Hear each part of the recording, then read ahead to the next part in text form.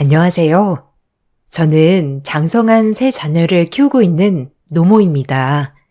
이곳에서 여러 사연들을 읽으면서 내 사연도 만만치 않은데 생각이 들었었어요.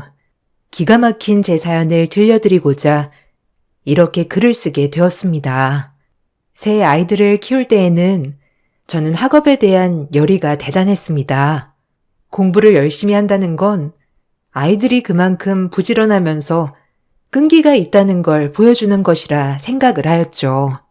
그래서 다른 것보다 좋은 학교를 나온 사람들을 보면서 저 사람은 학창시절에 그만큼 치열하게 노력을 했구나 생각을 하곤 했습니다. 그렇지만 이런 생각을 단숨에 바꿔버린 계기가 있었습니다. 아들 둘에 딸 하나를 낳아서 키우던 저는 정말 시댁복이 많았어요. 결혼 후에도 시집살이 한 번 없었고 사회생활도 적극 응원을 받았기 때문인데요. 제가 젊었을 때까지만 하더라도 여성이 사회생활을 한다는 게 쉬운 일은 아니었거든요. 더더군다나 아이가 있는 경우에는 더욱 어려웠는데 그 모든 가정들을 시댁 식구들이 지원해주고 응원을 해주었답니다. 그 덕에 저는 편안하게 평생을 살 수 있었죠. 그래서 한 가지 다짐을 했던 것이 나중에 아이들이 결혼을 하더라도 절대로 시집살이는 하지 말아야 되겠다는 것이었어요. 아이들은 정말 건강하고 똑똑하게 잘 커주었습니다. 둘째와 막내는 해외 유학을 원해서 대학까지 해외에서 나온 뒤 그곳 현지에서 살고 있어요. 첫째는 머리가 똑똑해 국내에서도 상위권 대학을 졸업했습니다. 첫째는 정말 똑똑했고 심성도 고왔어요. 아이들이 성인이 되고 나서 남편이 세상을 떠나게 되었는데 무엇보다 효심이 지극했던 큰아들은 끝까지 저의 곁에 남기로 했었죠. 바르고 착한 심성을 가지고 있었던 큰아들이지만 한편으로는 모르고 여려서 독한 사회에서 잘 버틸 수 있을까 걱정도 되었답니다. 그런 저의 걱정을 깨트려 주었던 것이 바로 며느리였죠. 며느리는 생각보다 훨씬 싹싹하고 야무진 사람이었어요. 엄마, 여기는 내가 만나고 있는 수진 씨예요. 수진 씨, 이분은 제 어머니예요. 어머, 반가워요. 우리 준석이가 만나고 있다는 사람이 아가씨네요. 정말 반가워요. 안녕하세요, 어머님. 장수진이라고 합니다. 준석 씨에게 말씀 많이 들었어요. 현명하고 지혜로우신 어머님이라고 많이 얘기하더라고요. 그랬어요? 준석이가 괜한 말을 했네. 엄마, 저 수진 씨랑 결혼하고 싶어요. 양가 예물 예단 이런 건 생략하고 신혼집도 내가 살고 있는 집에서 시작하면 될 것 같아. 준석아, 그래도 사돈댁이랑도 얘기를 해봐야 되고 그렇게 덜컥 결정하지 말고 천천히 한번 정해보자. 엄마, 다 괜찮다고 하셨어요. 엄마도 그런 허례허식 싫어하잖아. 네, 어머님. 저희 앞으로 미래를 생각해서 예물이나 예단은 안 하려고요. 요즘은 대부분 안 하는 추세라고 하더라고요. 대화를 나눠보니 며느리는 자신만의 고집과 생각이 있는 아이였습니다. 처음에는 약간 걱정이 되기도 했지만 무엇보다 우유부단한 아들의 짝으로는 이런 성격이 더 나을 것 같다는 생각이 들었죠. 그렇게 두 사람은 결혼을 하게 되었습니다. 며느리는 성대한 결혼식을 원했지만 사실 저나 아들이나 복잡하고 형식적인 것은 원하지 않아 가족끼리 모여 소소하게 결혼을 하게 되었어요. 결혼을 한 후에도 저는 며느리를 집으로 따로 부르거나 연락을 한 적이 없었어요. 오히려 며느리가 집으로 찾아온 날이 많이 있었죠. 그런 며느리에게 저는 고맙기도 하고 미안하기도 했습니다. 아들은 그럴 때마다 결혼을 잘한 것 같다며 얘기를 하기도 했어요. 엄마, 그래도 며느리 있으니까 좀 괜찮지 않아? 혼자서 이 큰 집에 혼자 있으려고 하면 얼마나 외롭겠어. 저 사람이 엄마 걱정 정말 많이 해. 매번 나보고 어머님한테 가야 하는 거 아니냐고 한다니까. 아들보다 며느리가 엄마를 더 챙기고 있어. 아유, 그러게. 참 고맙네. 사실 나는 이렇게까지 안 해도 괜찮은데 말이야. 에이, 엄마 그게 무슨 소리야.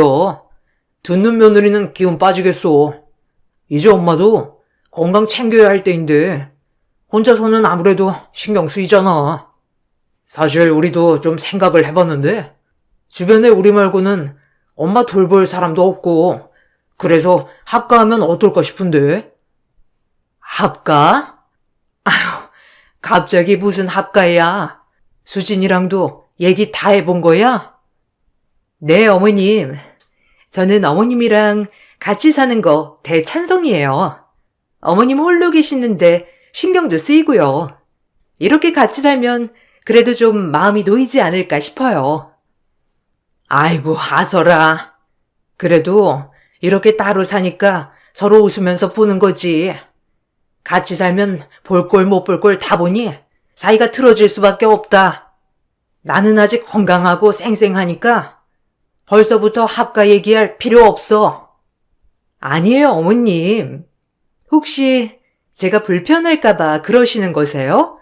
저 걱정 하나도 안 하셔도 돼요. 저도 낮에는 일하러 나가야 되는데요, 뭐.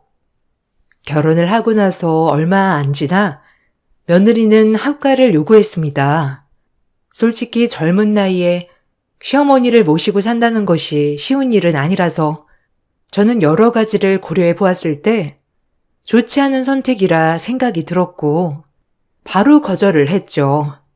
그렇지만 아들뿐만 아니라 며느리의 생각은 확고했고 결국 두 사람은 살던 신혼집을 정리하고 저희 집으로 모두 이사를 오게 되었습니다. 사실 살면서 외롭거나 힘든 순간이 많은 것은 아니었는데 이번에 합가를 하게 되면서 생각보다 생활이 불편하고 힘들어지기도 했어요. 며느리는 직장에 다니고 있었는데 꼭 아침을 챙겨서 먹어야 하는지 어느 날부터 아침을 꼬박 챙기기 시작했습니다. 저는 원래 아침을 가볍게 먹거나 늦게 먹는 사람이라서 괜찮다고 얘기를 했죠. 그런데 며느리는 제 말을 아랑곳하지 않고 매번 새벽마다 아침을 차렸습니다. 정성으로 차린 아침을 보면서 저는 안 먹을 수 없었습니다. 그렇지만 새벽마다 안 먹던 아침밥을 먹는 게 생각보다 고역이었네요. 아가, 이제는 아침밥상 안 차려도 된다. 네가 나가면서 먹어도 상관없는데 나는 아침밥을 원래 이렇게 먹지 않아. 그러니 너무 애쓰지 않아도 되니까 더 이상 밥상 차리지 말거라. 어머니, 그래도 아침밥을 먹어야 건강해지죠. 저희 나갈 때 같이 먹으면 좋잖아요. 아니면 힘드시면 아침에 드실 수 있게 차려만 드리고 나갈게요. 아유, 아니다. 아침밥은 내가 알아서 차려 먹으마. 아니에요, 어머님. 아침밥도 먹어버릇해야 먹을 수 있는 거라서 또 아침 안 챙겨 드시면 나중에는 더 못 챙겨 드세요. 그냥 제가 차려서 나갈 테니 챙겨 드세요. 며느리는 아침밥을 하지 말라고 해도 매번 아침을 차려 주었습니다. 상을 차리고 나서는 꼭 방문을 두드려 나오라고 말을 했는데 두드려도 나오지 않으면 제 것만 따로 차려서 남겨두었더라고요. 사실 며느리의 이런 정성에 저도 감동했고 이렇게까지 정성을 들이는구나 싶어서 제 마음도 뭉클했습니다. 그렇지만 며느리가 원하는 건 저의 감동은 아니었네요. 아침밥을 몇 번 거르고 난 후 아들은 조심스럽게 저에게 이야기를 꺼냈습니다. 엄마, 요즘 왜 나와서 아침밥 같이 안 드셔? 밥맛이 입에 안 맞아서 그래? 아이고, 아니다. 엄마는 원래 아침밥을 잘 안 먹잖아. 매번 아침 차려도 너네 먹으라고 차렸었지. 어디 내가 앉아서 먹은 적 있니? 그래서 안 먹던 아침밥 먹으니까 소화도 안 되고 별로 나는 안 맞더라고. 며느리한테 얘기를 했는데 계속 아침밥을 차리더구나. 엄마가 아침밥 먼저 차리라고 한 건 아니시고요. 수진이 말로는 엄마가 아침 먹고 싶다고 이야기를 했다던데. 엄마가 챙겨달라고 했는데 이렇게 또 안 먹으면 어떻게 해요? 뭐? 내가? 평생을 아침밥 안 먹고 살았던 내가 무슨 아침밥을 차리라니? 그래요? 수진이 말로는 엄마가 아침밥 챙겨 먹고 싶다면서 얘기를 해서 챙겨야 될 것 같다고 하던데. 뭔가 오해가 있는 것 같다. 나는 그런 말을 한 적이 없어. 엄마, 수진이 과감하게 신혼 포기하고 합가 진행하네요. 지금은 맞춰가려고 하는 시간이니까 너무 스트레스 주지 마. 아유, 무슨 소리야. 나도 수진이 시집살이 시킬 생각 없다. 엄마도 불편하겠지만 수진이도 엄마랑 같이 살면서 불편하잖아요. 그러니까 너무 뭐라고 하지 말아요. 그게 무슨 말이니? 내가 뭐라고 한다던? 아니에요. 일단 아침밥은 앞으로 안 차리는 걸로 할게요. 뭔가 오해가 있는 것 같아서 며느리를 불러서 이야기를 해보려 했지만 며느리는 그냥 알았다고만 하고 별다른 얘기를 하지 않았습니다. 처음에는 한 집에 살다 보면 있는 흔한 트러블이 아닐까 생각이 들었네요. 그래서 시간이 지나면 차차 풀리겠지란 생각을 했습니다. 저녁은 제가 요리를 좋아해서 제 담당이었어요. 사실 아이들이 어릴 적에는 시부모님과 부모님께서 항상 바리바리 반찬들을 챙겨서 보내주셔서 음식들을 거의 할 일이 없었습니다. 나중에 일을 쉬면서 음식에 대한 재미를 붙이고 매일매일 맛있는 요리를 하는 걸 취미로 두게 되었죠. 그러다 보니 저녁은 제 담당이 되었습니다. 매일 저녁을 정성스럽게 차리고 아이들이 맛있게 먹어주는 걸 낙으로 삼았습니다. 처음에는 음식이 너무 맛있다면서 좋아하던 며느리가 어느 순간부터 자기가 먹지 않는 메뉴들이 나왔다며 눈치를 주기 시작했습니다. 당연히 아들도 슬슬 며느리 눈치를 보기 시작했죠. 어머님, 제가 저번에 말씀 안 드렸었나요? 저 이거 안 먹는다고 말씀드렸는데 또 올리셨네요? 아이고, 미안하다. 그래도 아들이 좋아하는 반찬이라서 올리는 것도 싫은 거니? 네, 먹으면 속이 울렁거리는데 이렇게 올라오는 것만 봐도 토할 것 같아요. 다음엔 좀 조심해 주세요. 그래, 알았다. 그래도 다른 건 다 괜찮지 않니? 네, 뭐 괜찮네요. 요즘은 좀 칼칼한 음식이 당기는데 내일은 그걸로 해주세요. 어느 순간부터 며느리는 마치 내가 이 집 식모처럼 대하기 시작했어요. 도란도란 식사 자리를 기대했던 것이 점점 밥만 먹고 쏙 하니 방 안으로 들어가 버리기 시작했습니다. 저도 처음에는 며느리가 일하느라 피곤해서 그렇다고 생각을 했죠. 그런데 아들이랑 무슨 얘기라도 할라치면 며느리는 얼른 방으로 들어오라며 불러버리니 식구는 늘었는데 외로움은 합가하기 전보다 훨씬 심해졌죠. 거기다가 집안일도 모두 제 차지가 되어버렸습니다. 물론 일하는 아들네가 집안일까지 신경 쓰기는 어려웠을 테지만 아들은 저녁을 먹고 나서 설거지를 담당하고 주말에는 청소를 하기도 했지만 며느리는 아무런 집안일도 도와주지 않았죠. 저 역시 슬슬 며느리가 불편해지기 시작했습니다. 한 번은 며느리가 저한테 친구들이 놀러 올 거라며 음식 메뉴를 해달라고 하는데 그때 참 화가 많이 나더군요.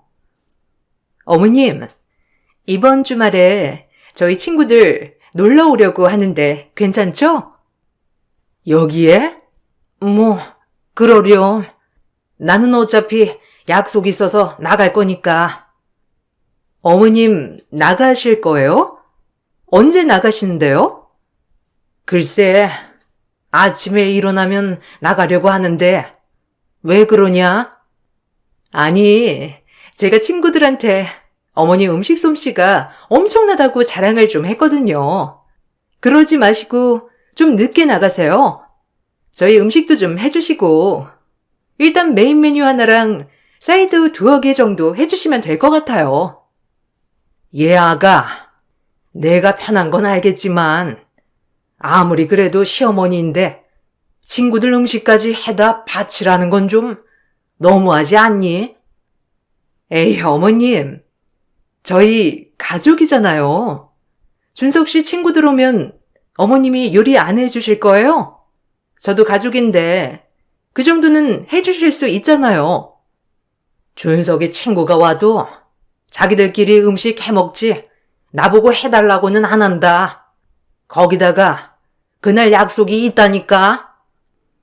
어머님, 전날에 쉬엄쉬엄 재료 준비하고 다음날 아침에 후딱 하시고 가면 되죠. 어머니 음식 하시고 약속하시면 되겠네요. 비단 밥뿐만 아니라 모든 가사에 대해서 며느리는 꼬치꼬치 트집을 잡기 시작했습니다. 어느 순간부터 제가 집안일을 하는 게 당연하게 여겨졌죠. 한 번은 언제까지 집안일을 안 할까 싶어서 빨래를 그냥 두었더니 산처럼 쌓아 올라간 빨래를 보면서 며느리가 화를 내더라고요. 어머님 빨래 또 안 하셨어요?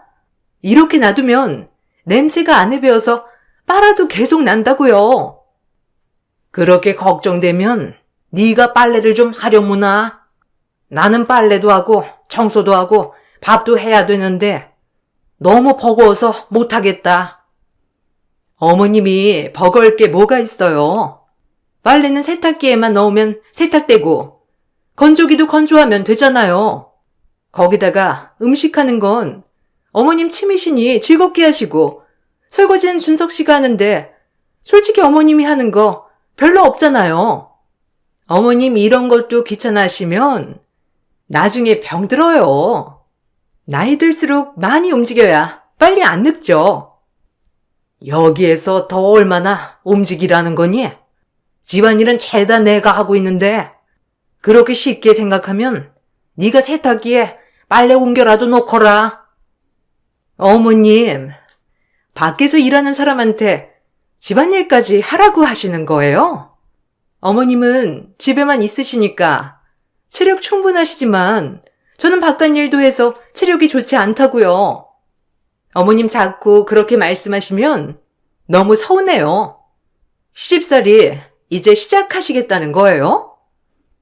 빨래가 제대로 되어 있지 않을 때뿐만 아니라 집안의 소모품들이 제대로 있지 않을 때에도 며느리는 집안일을 잘하지 않는 저를 탓했습니다. 어머님, 화장실에 휴지도 없고 치약도 다 떨어졌더라고요. 다 떨어지면 알아서 채워 넣어 주셔야죠. 뭐? 그건 네가 좀 꺼내서 채울 수 있는 거 아니니? 어머님 집에 오래 계시는 건 어머님이신데 제가 이런 거 어떻게 소소하게 다 챙기나요? 어머님이 이런 거 해주셔야죠. 그 밑에 보면 여분 다 넣어 놓았다. 그거 꺼내서 채우기만 하면 되는 건데 그것도 힘드니? 아, 어머님 집에만 계셔가지고 얼마나 힘든지 이제 모르시는구나. 힘들죠? 밖에서 일하는 게 얼마나 힘든데요? 어머님, 준석 씨한테는 별말 안 하면서 저한테만 뭐라고 하시네요? 준석 씨한테도 뭐라고 좀 하세요. 며느리의 기가 막힌 말에 저는 할 말을 잃었고 더 이상 아들네와 살 수 없다고 생각을 해서 분가를 하라고 얘기를 하기도 했습니다. 더 이상 함께 살아도 서로 감정적으로 상할 뿐이라고 생각이 들었죠. 그렇지만 아들내외는 분가를 하고 싶지 않다고 얘기를 했어요. 준서가 수진아, 사실 나도 분가를 하면 불편할 거라 생각을 했는데 아무래도 우리가 같이 사는 건 아닌 것 같다. 나도 힘들고 너희들도 힘이 드니 이제는 분가해서 따로 살자꾸나. 전에 살던 집 전세 줬다고 했지? 이번에 만기일 테니 거기 만기되면 너희가 들어가거라. 엄마, 갑자기 분가는 왜 말씀하세요? 저희 여기서 계속 살려고 했는데요. 아니다. 나는 아직까지도 건강하고 몸 상한 것도 없으니 혼자서도 잘 살 수 있어. 혹시라도 나중에 건강이 나빠지면 그때 가서 다시 생각을 해보고 지금은 우리가 따로 사는 게 좋지 않을까 싶다. 왜 그러세요, 어머니? 뭐가 불편하신데요? 말씀하시면 저희가 바꿔볼게요. 네, 어머님. 어머님 불편하신 거 있으시면 편하게 말씀하세요. 너희가 들어오고 나는 더 신경이 많이 쓰여서 안 되겠다. 합가하고 나서 더 바빠진 것 같아. 그냥 내 몸 편하자고 말하는 거니까 이제 슬슬 정리해서 너희 집으로 가거라. 엄마, 저희 그 집 전세해 준 게 아니고 팔았어요. 뭐? 아니, 그 집을 갑자기 왜 팔았어? 네 아빠 돌아가시면서 남긴 재산인데 그 집을 팔았어? 네, 여기서 계속 살 거라서 정리했어요. 세금도 그렇고 이래저래 신경 쓰이는 것도 많아서 그래도 수진이가 그 돈 잘 관리하고 있어요. 말이라도 미리 해주지 그랬니? 그래 수진아, 그 돈 아직 가지고 있지? 그래도 매매했으면 꽤나 많이 받았을 텐데 그걸로 직구해서 분가하거라. 아, 그게 어머님 우선 1년만 더 합가해요. 저희도 갑자기 이렇게 나가라고 하시면. 그래요, 엄마. 일단 1년만 더 살아보고 그때도 마음이 같으시면 분가할게요. 제가 더 이상 못 살겠다고 선언을 하고 나서부터 며느리는 전보다 저에게 뭐라고 얘기하는 것이 줄어들었습니다. 다행인가 싶다가도 같이 계속 살다 보면 또 감정적으로 부딪힐 수밖에 없겠다는 생각은 계속하고 있었죠. 그렇게 어색한 날들이 지나가고 있었습니다. 그러던 어느 날 며느리가 이른 아침부터 나갈 채비를 하더라고요. 오늘 어디 나가니? 나도 오늘 밖에 나가서 저녁에나 들어올 것 같은데. 네, 어머님. 오늘 약속이 있어서요. 저도 저녁까지 먹고 들어올 것 같아요. 아, 그래? 나도 오랜만에 동창네 결혼식이 있어서 거기 가보려고 한다. 어머, 어머님 동창도 있으셨어요? 난 또 매일 집에만 계셔가지고 지인분 안 계시는 줄 알았네요. 그동안 아들 결혼식에 합가를 한다고 해서 정신없이 시간을 보내다 보니 제대로 행사를 참석하지 못했었어요. 그러다가 이번에 시간을 내서 지인들 행사에 참석을 하기로 했습니다. 이번에는 꼭 와달라는 말이 있어서 제대로 차려입고 결혼식에 참석하게 되었죠. 결혼식장에 가보니 입구에 며느리가 서 있더라고요. 깜짝 놀라서 부르니까 며느리도 깜짝 놀라서 쳐다보더라고요. 어머, 어머님? 어머님, 어떻게 여기 오셨어요? 여기 홀에 결혼식 하나밖에 진행 안 하는데? 뭐, 아시는 분이세요? 아, 나도 여기 친한 지인이 가족이라서 오게 되었는데 너는 여기 아는 사람 있는 거냐? 네, 신부가 제 동창이에요. 아, 그렇구나. 아는 사람일 수도 있겠구나. 어머님, 여기 신부 어머님도 이대 나오셨다고 하는데 아는 분은 아니실 거예요. 며느리는 제가 아는 사람이 있어서 왔다는 말에도 비웃으며 결혼식장 안으로 들어갔어요. 식장으로 들어가는 며느리 뒤로 바로 들어가서 옆자리에 앉게 되었습니다. 테이블 위에는 아들이 평소에 좋아하는 디저트가 포장이 되어 있더라고요. 아들 생각이 나서 하나 집어드니까 며느리가 웃으면서 얘기를 하더라고요. 여기 음식이나 싸가는 데 아니에요. 촌스럽게 제발 그러지 마세요. 그러냐?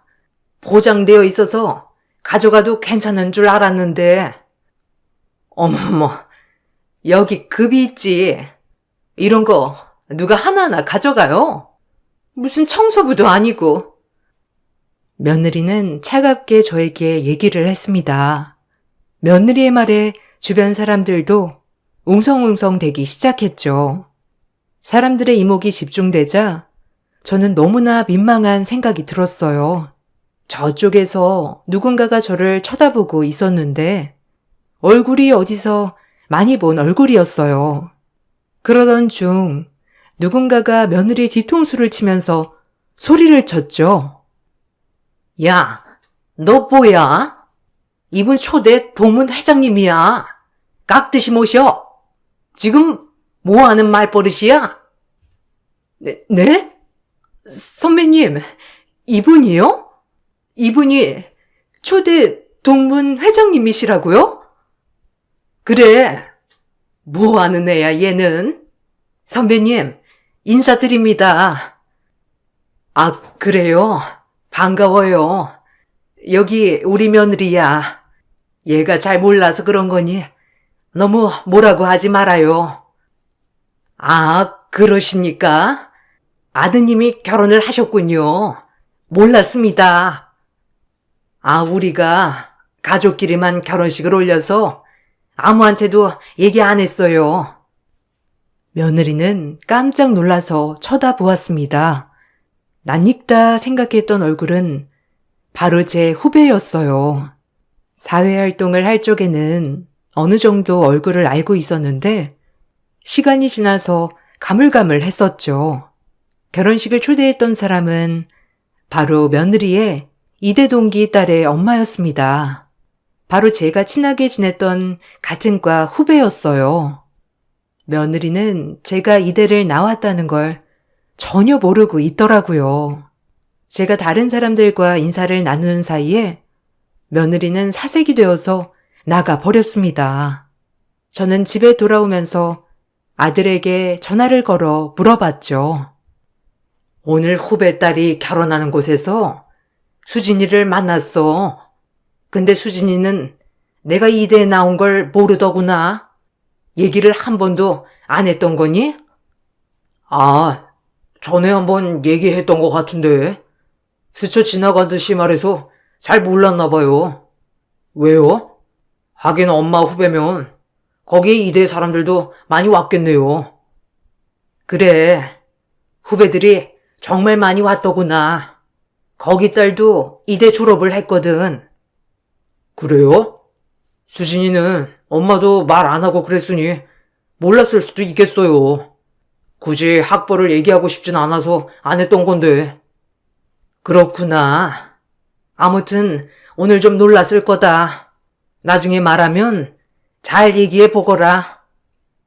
그 후로 며느리는 나에게 못되게 굴었다는 것이 주변으로 소문이 났습니다. 그날 이후 며느리 핸드폰으로 초대 동문 회장님께 못되게 굴었다며 많은 질타 메시지가 왔죠.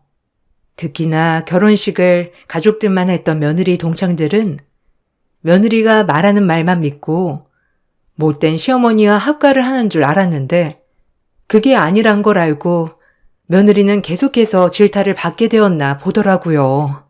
어느 날 저에게 무릎 꿇고 사과를 했습니다. 어머님, 어머님, 죄송해요.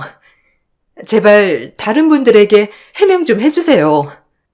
다른 사람들한테 해명할 게 뭐가 있니? 제 직속 상사도 이대 선배님이세요. 요즘 들어 자꾸 저한테 뭐라고 하시는데 정말 죽겠어요. 어머님, 그러니까 제발 해명 좀 해주시고 저 좀 살려주세요. 내가 뭘 어떻게 해달라고 하는 거니? 지금 상황 네가 만든 거 아니야? 어머님, 제가 다 잘못했어요. 어머님께 했던 행동들 다 잘못했으니까 지금 상황만 좀 해결해 주세요. 저 직장에서도 따돌림 당하고 숨도 못 쉬겠어요. 예, 너 진짜 웃긴다. 지금까지 늙으니 아무것도 못하는 거적대기 취급하더니 왜 이제 와서 내 도움을 원하는 거니? 그렇게 잘난 네가 해결을 하거라. 어머님, 정말 잘못했어요. 제발 도와주세요. 며느리는 매일 울고 불며 저에게 용서를 구하였습니다. 그렇지만 저는 지금 상황을 제가 해결을 해주는 것이 방법이 아니라 생각이 들었어요. 지난번처럼 해결책을 내놓아도 결국 다시 반복될 거라 생각이 들었기 때문이었습니다. 제가 말을 들어주지 않자 며느리는 아들에게 지금까지 일들을 사실대로 털어놓았습니다. 아마 며느리는 지금까지 그래왔듯이 아들이 자신의 편을 들어줄 것이라 생각을 했던 것이죠. 그렇지만 아들은 며느리의 말을 듣고 저에게 와 용서를 구했습니다. 엄마, 내가 지금까지 잘못 생각했던 것 같아요. 죄송해요. 갑자기 왜 그러니? 무슨 일 있었어? 수진이한테 그동안 얘기 들었어요. 엄마한테 잘하지 않는다는 건 알았지만 못되게 군다고 생각은 못했었는데 정말 죄송해요. 미안할 거 없다. 지금 그 벌 받고 있는 것 같구나. 사실 수진이가 먼저 합가를 하자고 얘기를 해주어서 저는 그 고마움에 수진이한테 잘해준 거거든요. 솔직히 주변에서도 합가를 하는 사람들이 많지 않아서 수진이가 큰 결심을 한 거라고 생각을 했어요. 근데 그게 아닌 것 같아요. 이번에 저도 집 알아보려고 말했는데 집 처분한 돈 다 투자금으로 날렸다고 하더라고요. 뭐? 아니, 그 집 정리할 돈은 다 썼다는 거냐? 그게 무슨 말이니? 그게 처음에 엄마랑 합가를 해야 한다며 얘기를 하길래 사실 저도 그냥 각자 사는 게 편할 거라고 말을 했는데 계속 고집을 부리더라고요. 그때 알아봤어야 되는데 그 돈 다 자기가 잘 관리하겠다고 하더니 이곳저곳 투자하고 거기다가 명품 사면서 사치하고 다 써버렸더라고요. 일부러도 남은 거 달라고 하니까 하나도 남아있는 게 없대요. 아니, 이게 무슨 말이니? 남아있는 게 없다니? 알고 봤더니 합가를 종용했던 것이 며느리였고, 며느리는 집을 팔아서 나온 돈을 개인적인 용도로 사용을 하고 있었던 것이었어요. 결혼 전부터 사치가 심했는데 모두 개인 채무였고 그걸 갚고 거기다가 사치를 하고 돈을 거의 다 써버렸는데 제가 분가를 하라고 하니 부랴부랴 목돈을 만들려고 투자를 하다가 다 날리게 된 상황이었죠. 저는 어처구니가 없었습니다. 마치 저에게 호의를 베푸는 듯 하면서 합가를 해놓고서는 결국에는 며느리의 사치와 욕심 때문에 벌어진 일이라는 걸 알고 나니 참 황당하더라고요. 아들은 그날부로 며느리를 내쫓았습니다. 듣기로는 이혼을 하자고 얘기를 한 것 같은데 며느리가 극구 반대를 했죠. 소식을 들었던 해외에 있는 둘째와 막내도 국내로 들어왔습니다. 엄마, 이게 무슨 일이에요? 집은 또 날렸다니. 그건 무슨 말이고? 형, 진짜 이게 무슨 일이야? 그동안 형은 아무것도 몰랐던 거야? 됐다. 이미 벌어진 일 어떻게 하겠니? 그렇지만 지금까지 내가 너무 안일하게 생각했던 것 같다. 지금부터는 엄마가 처리할 테니 걱정하지 말거라. 엄마, 저 수진이랑 이혼하려고요. 이혼은 절대 못 해준다고 하지만 이미 준비도 다 했고 진행하려고요. 혹시라도 찾아와서 부탁하면 받아주지 마세요. 그래, 알았다. 네가 그렇게 결정했으니 나는 네 결정 존중하마. 그나들은 이혼을 청구했습니다.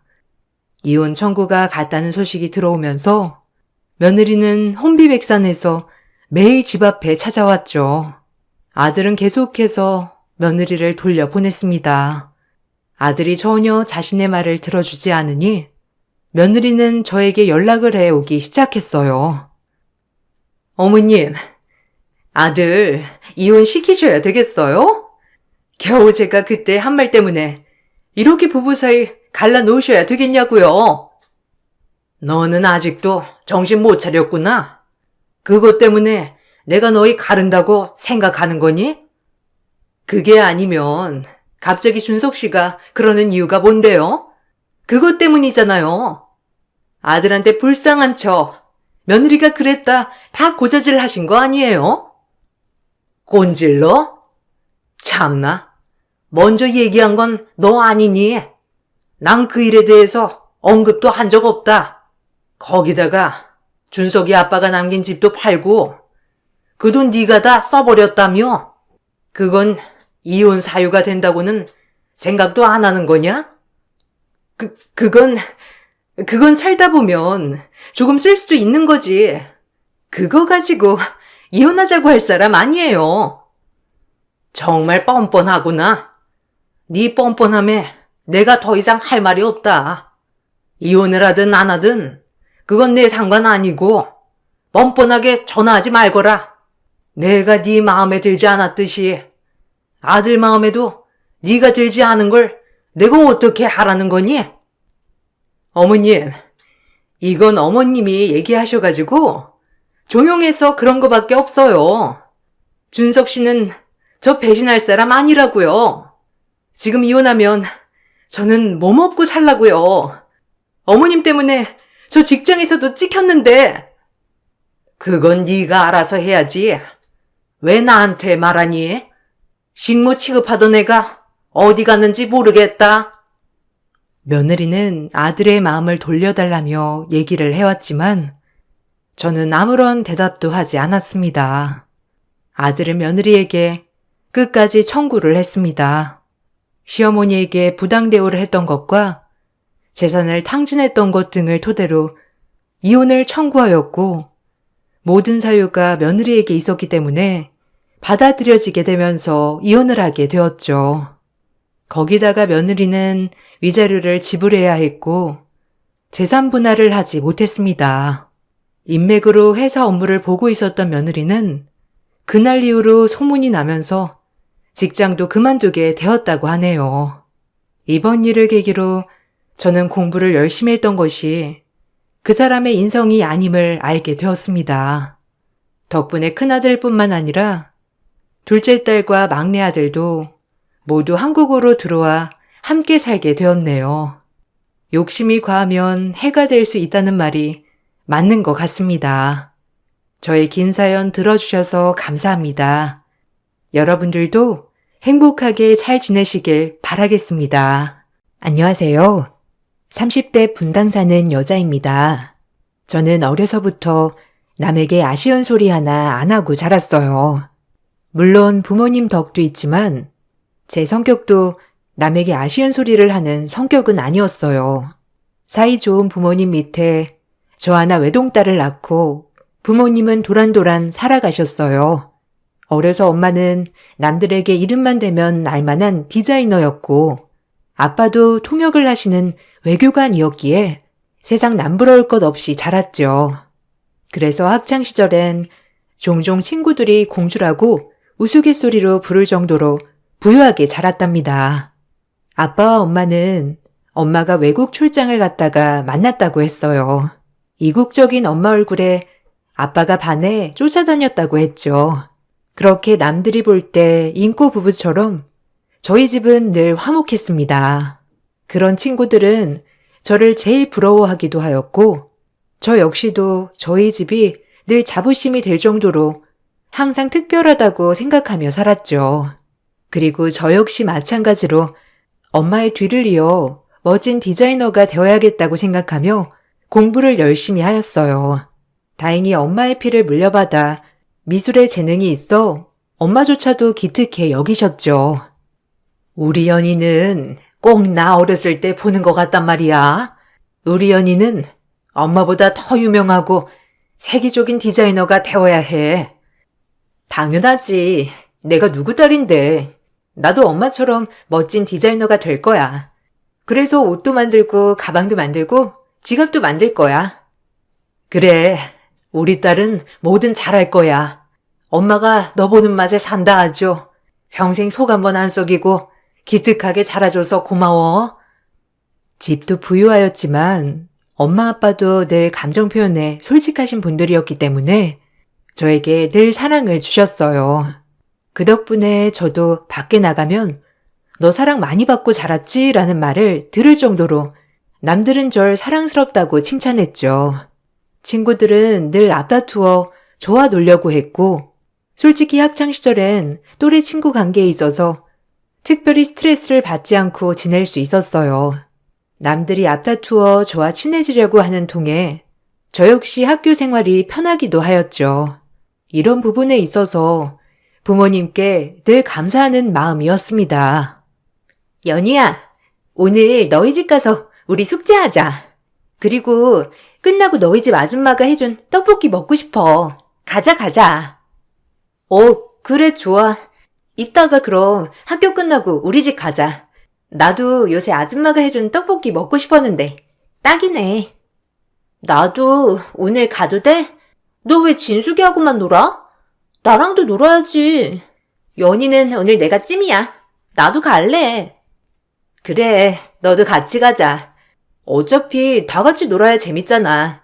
그럼 끝나고 숙제도 하고 떡볶이도 먹는 거다. 이따 모여. 저는 늘 친구들이 부러워하는 대상이었으며 친구들도 우리 집을 너나 할 것 없이 가고 싶어 했었죠. 전 그런 부모님께 늘 감사했어요. 어려서 여유롭게 자란 덕분에 성격도 남들보다 조금 더 여유로웠고요. 항상 일하는 엄마 아빠가 늘 옆을 지켜주진 못했지만 그래도 열심히 일을 하시는 걸 알았기 때문에 불만은 조금도 없었죠. 그렇게 항상 행복할 것 같던 제 앞날에도 어둠이 드리워지고 있었어요. 그 누구보다 멋있고 커리어 우먼이었던 엄마가 난소한 판정으로 받으신 거지요.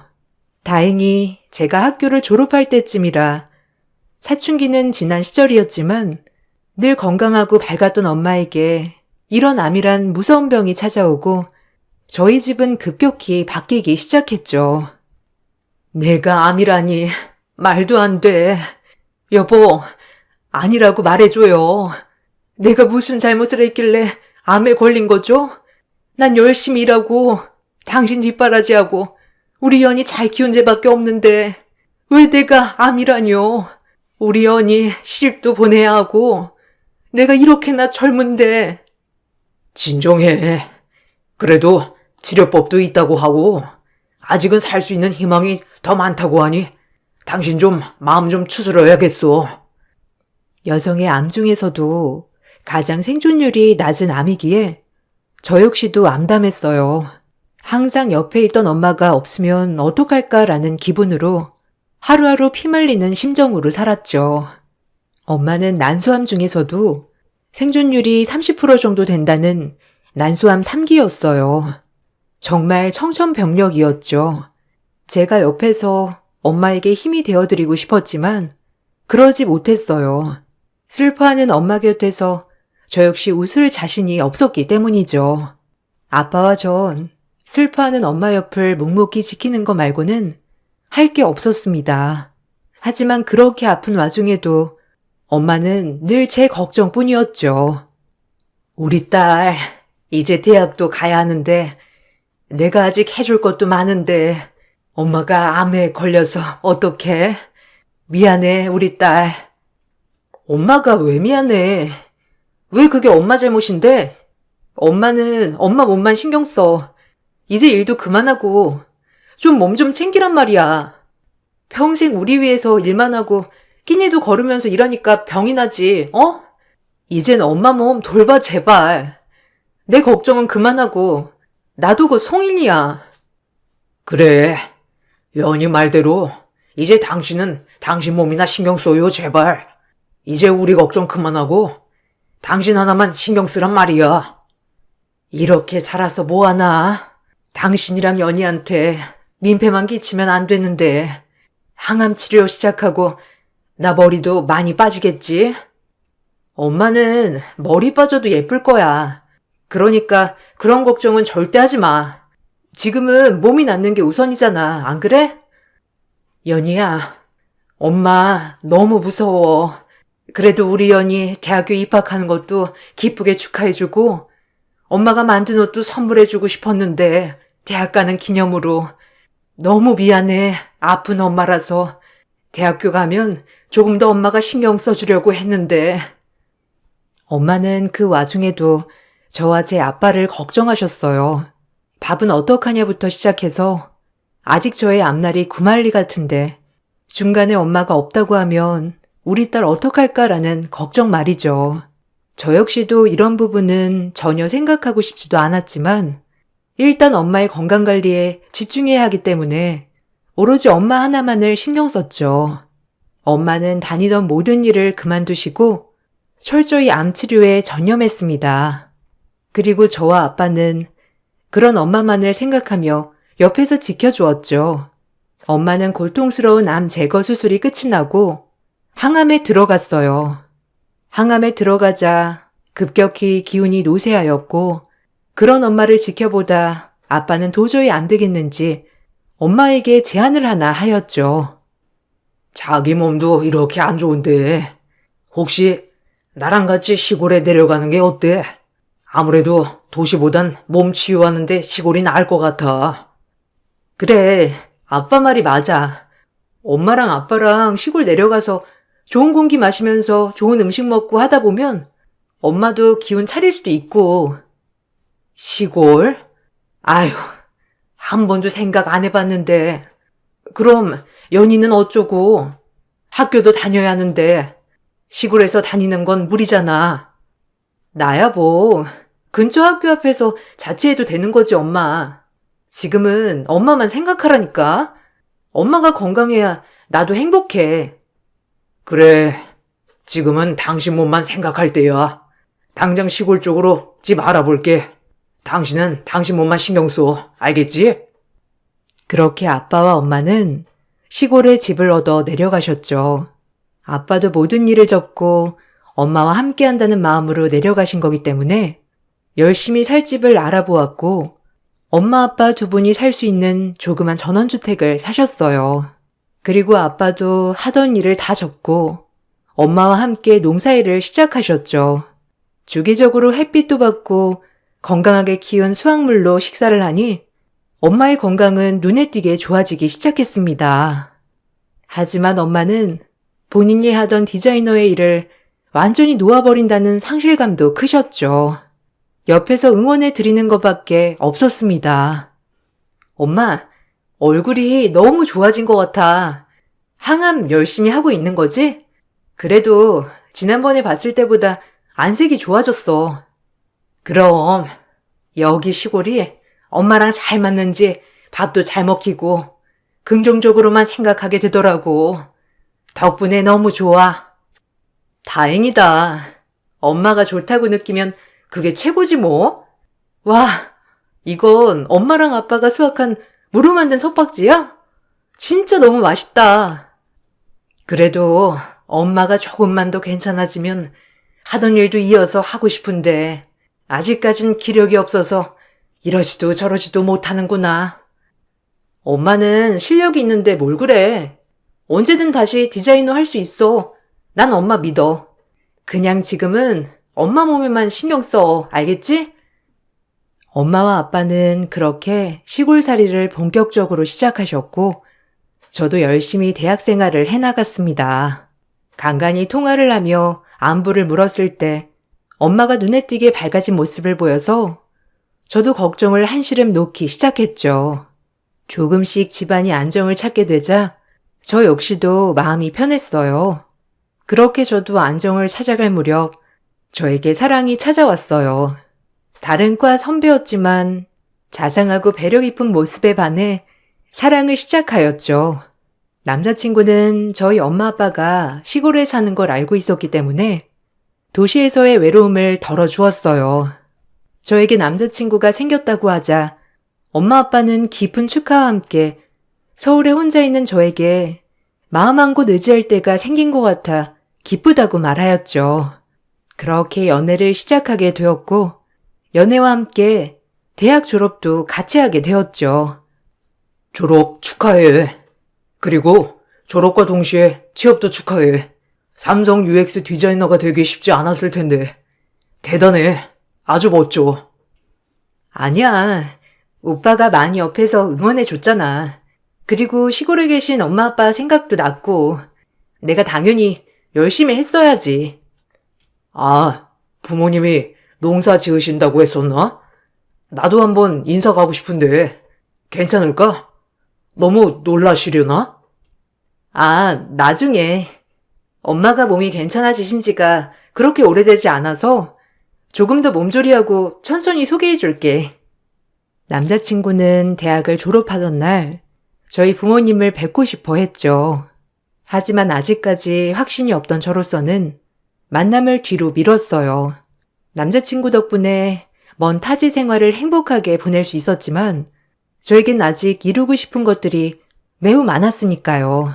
기회가 닿아 졸업과 동시에 대기업 디자이너로 입사를 하게 되었고 그 입사를 발판 삼아 자리를 잡았죠. 그리고 그의 엄마도 완치 판정과 함께 건강을 되찾으셨어요. 그로부터 시간이 오래 흘렀고 엄마 아빠는 시골 생활에 완전 정착을 하여서 농사를 짓고 밭도 메고 하는 나날이 이어졌죠. 이제는 누가 봐도 우리 엄마 아빠는 예전 디자이너와 외교관이 아닌 시골에 있는 인심 좋은 농부였습니다. 아빠는 간간히 외주로 들어오는 번역 일도 하셨지만 주업은 농업이었죠. 그래도 밝은 엄마 아빠 얼굴이 좋아 보였어요. 그래서 그런지 엄마 아빠의 모습이 너무 좋게만 느껴졌어요. 예전에도 행복했지만 지금은 두 분이서 소소한 행복을 찾아 나서고 있는 느낌이랄까요? 그런 모습들을 보며 평일엔 열심히 일을 하고 주말엔 시골에 내려가 저도 시간을 보내기도 하였죠. 그리고 점점 남자친구와의 만남이 지속될수록 남자친구는 결혼을 재촉하였습니다. 아무래도 연애를 장기간 했기 때문에 결혼이란 얘기가 당황스럽진 않았죠. 결혼 얘기가 나올수록 부담스러웠지만 저도 결혼을 한다면 지금의 남자친구와 하고 싶었기 때문에 결혼을 승낙했어요. 그리고 부모님께 인사시키기 전 먼저 말씀을 드렸죠. 부모님은 제 일처럼 기뻐해 주셨어요. 에그, 우리 딸이 시집을 간다는 거야? 엄마가 해준 것도 없는데 어쩜 이리 혼자 커서 벌써 시집을 간다고 하니? 나중에 소개해 드릴게요. 아직 완전히 결혼 얘기 오간 건 아니고 이제부터 오가기 시작했으니까 천천히 준비해서 말씀드릴게요. 내 딸이 마음에 드는 남자라면 엄마랑 아빠는 정말 찬성이지, 안 그래? 우리 딸이 얼마나 똑부러지면 그러겠어. 엄마는 내심 제가 결혼을 한다고 말씀을 드리자 너무 좋아하셨죠. 문제는 남자친구의 집이었어요. 남자친구가 결혼을 하고 싶은 여자가 있다고 하자 남자친구 부모님은 당장에 절 먼저 보자고 하셨어요. 회사가 끝이 나자마자 바로 남자친구 부모님 계시는 곳으로 달려가야 했습니다. 어찌나 급하게 보시자고 하시던지 허겁지겁 불이 나게 달려갔죠. 남자친구 부모님을 뵐 일식집에 도착하자 남자친구와 남자친구 부모님이 기다리고 계시더군요. 그래도 시부모님이 되실지도 모른다는 생각에 너무 긴장했죠. 안녕하세요. 처음 뵙겠습니다. 이연이라고 해요. 한수 씨한테 말씀 많이 들었어요. 일 끝나고 바로 오느라 늦었습니다. 죄송해요. 네, 앉아요. 그래요. 옷 입은 건 합격이네. 디자이너라서 그런가 센스도 있는 것 같고. 난 또 말 안 되는 사람이랑은 겸상 안 하거든. 순간 당황했어요.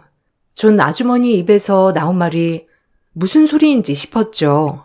일단 옷 입은 건 합격인데 만약 옷을 조금이라도 본인의 기준에 어긋나게 입었다면 바로 탈락이라는 소리인가 라고 들렸기 때문이에요. 첫 대화부터 느꼈다시피 예비 시어머니 되시는 분은 보통이 아니었습니다. 첫 만남의 어머님의 경제력과 직업적 프라이드를 자랑하기 시작하셨죠. 디자이너라고 얘기는 들었어요. 내가 워낙 패션 센스, 가방 하나부터 소품 고르는 것까지 전부 예민해서 말이야. 네, 오늘 하고 온 룩도 너무 우아하세요. 제가 의상 디자이너는 아니지만 저도 센스 있다는 말을 많이 듣거든요. 아유, 그래요? 우리 말 좀 통할 것 같네. 아니 뭐, 우리 한수한테 들었다시피 나는 이화여대 교수예요. 아무래도 내 직업이 직업인지라 좀 고품격 인사들도 많이 만나잖아. 그래서 난 같이 다닐 때 혹시라도 좀 부끄럽게 하고 온다거나 하면 딱 질색이거든. 아, 엄마가 너무 외모에 대한 강박이랑 옷에 대한 강박이 있으셔서 그래요. 요즘 누가 그렇게 외형에 신경 쓴다고. 어머, 얘 좀 봐. 무조건 우아해야지. 우리 나이 때는 안 그러니? 그래서 내가 패션을 좋아하는 만큼 나는 아주 예술 계통에 있는 사람들을 매우 좋아해요. 그 지적이고 우아하고 멋있다고 해야 하나? 그래서 우리 아들이 디자이너 만난다고 할 때 너무 좋았어요. 이제 며느리 될지도 모르는데 말은 편하게 할게요. 혹시 부모님은 어떤 일 하시는지 물어봐도 될까? 아, 엄마, 그런 얘긴 뭐하러 물어봐요. 뭐가 중요하다고. 우리만 중요하면 됐지, 안 그래요? 그런 얘기 안 하기로 하셔놓고. 이렇게 훌륭한 예술적 감각을 가진 딸을 낳아주신 분들을 내가 몰라서야 되겠어? 보면 알겠지만 내가 굉장히 지적이잖아. 난 아무래도 격이 맞는 집이랑 사돈을 맺고 싶기도 하고 또 결혼식에 하객들이 오면 좀 꾸질꾸질해 보이지 않았으면 좋겠거든. 놀랐어요. 저렇게 면전에 대고 첫 만남의 부모님 직업부터 시작해서 남들에게 좋은 인상을 무조건 줘야 한다는 저 강박이 특이하다 싶었죠. 남자친구를 사랑했지만 남자친구 부모님을 보자 실망스러웠어요. 요즘 시대에도 저런 마인드를 가진 사람이 있나 하고요. 그래서 저도 마찬가지로 어머님 면전에 대고 또박또박 대화를 이어나갔습니다. 시어머니는 많이 놀란 눈치였고요. 아, 저희 부모님은 시골에서 농사 지으세요. 귀농하신 지는 거의 8, 9년 되었고요. 본격적으로 농사 지으신 지는 8년 정도 되셨어요. 농사라고 했니? 아, 참 기가 막혀. 아니, 그럼 시골 촌뜨기라는 거야? 어머, 손 떨려라. 어떻게 양심 없이 근데 우리 집에 뻔뻔하게 인사를 와? 우리 아들한테 얘기 못 들었어? 참나. 얘 한수야. 엄마는 이만 일어나마. 더 이상 말도 섞고 싶지 않구나. 뭐가 문제가 된다는 거죠? 어머님 직업이 교수님인 것처럼 저희 부모님은 농사를 지어서 사시는 분들인데 그렇게 비교할 게 되나요? 저도 당황스럽네요. 그리고 어머님, 맞지 않은 옷을 입은 건 어머님 같으시네요. 지금 매신 스카프 굉장히 답답해 보이세요. 목도 짧아 보이시고요. 이런 걸 가지고 센스라고 하죠? 소품 하나하나 활용하는 거. 그럼 제가 먼저 일어나 보겠습니다. 어머. 저 본데 없이 말하고 가는 것 좀 봐. 내가 그럴 줄 알았다. 농부한테 뭘 배웠겠어? 어머, 무서워. 저 눈빛 편하는 것 좀 봐. 이래서 시골 촌뜨기들이 제일 무섭다니까. 아우, 교양 없어. 여보, 봤죠? 나 진짜 놀래서 심장이 펄렁거려요. 아, 그만해요. 첫 만남에 무례하게. 아유, 창피해서 이거야, 원. 한수야, 얼른 쫓아나가 보거라. 아가씨 기분이 많이 상한 것 같은데. 저희 부모님에게 대놓고 싫다고 표시한 분과는 저조차도 대화하고 싶지 않았죠. 차라리 잘 되었다 싶어 자리를 박차고 일어났습니다. 남자친구는 어쩔 줄 몰라 저를 따라 나섰고요. 그렇게 저는 남자친구에게 소리를 냅다 지르기 시작했죠. 나를 훌륭하게 키워주신 부모님을 욕되게 했다는 생각에 저도 앞이 보이지 않았거든요. 남자친구에게 퍼붓기 시작했죠. 어머니, 왜 이렇게 무식하셔? 나 진짜 너무 황당스러운 거 알아? 이런 분인 줄 알았으면 절대 결혼 안 한다고 했을 거야. 미안해. 결혼은 다시 생각해보자. 내가 자신이 없어. 귀농해서 농사 짓는 게 뭐가 그렇게 격이 안 맞는다고. 참, 어이가 없네. 엄마가 약간 자격지심이 있어서 그래. 시골에서 자라셔서 악착같이 공부하고 지금의 자리까지 오신 거라 무시도 많이 당하시고 해서 겉으로 보이는 외형에 엄청 신경 쓰시는 분이야. 그러니까 그냥 조금만 이해해줘. 우리 엄마 되게 단순하고 다루기 쉬운 분이셔. 어? 제발. 네가 그렇게 말하면 난 어떡하라고. 나 진짜 속상하다. 너 없으면 안 되는데 제발. 미안한데 더 이상은 안 될 것 같아. 그리고 어머니 얘기 진작 해주지 그랬어. 그럼 이 자리 안 나왔을 거야. 그럼 나 갈게. 딱 잘라 남자친구에게 결혼에 대해 선을 그었지만 남자친구는 저에게 끈질기게 매달렸죠. 전 변하지 않았어요. 이미 시부모 될 자리가 글렀다고 생각했기 때문에 차라리 여기서 멈추자라고 생각했어요. 하지만 얼마 후 모르는 번호로 전화가 와 받아보니 남자친구의 어머니시더라고요. 따로 만났으면 좋겠다는 말과 함께 그 기세는 온데간데 없고 저에게 미안하다고 하셨죠. 전화로 당황했습니다. 내가 그때 보던 교양 없는 어머니가 맞나 싶을 정도로 너무 친절하게 전화를 주셨거든요. 무슨 이유지라고 생각했어요. 나 한수 엄마예요. 그때는 내가 경황이 없어서 그랬던 건데 이해해주고 내가 오늘 끝나는 시간에 맞춰서 저녁 식사 예약해 놓을 테니 식사 좀 할 수 있을까? 우리 둘만 만났으면 좋겠는데 그때는 내가 너무 경황이 없어서 혹시 오늘 시간 되니? 아, 네, 시간은 되는데. 아, 네, 거기 알아요. 네, 그럼 일 끝나고 바로 그쪽으로 가겠습니다. 네, 그때 뵐게요. 그렇게 통화를 마치고 일 끝날 때만 기다렸어요.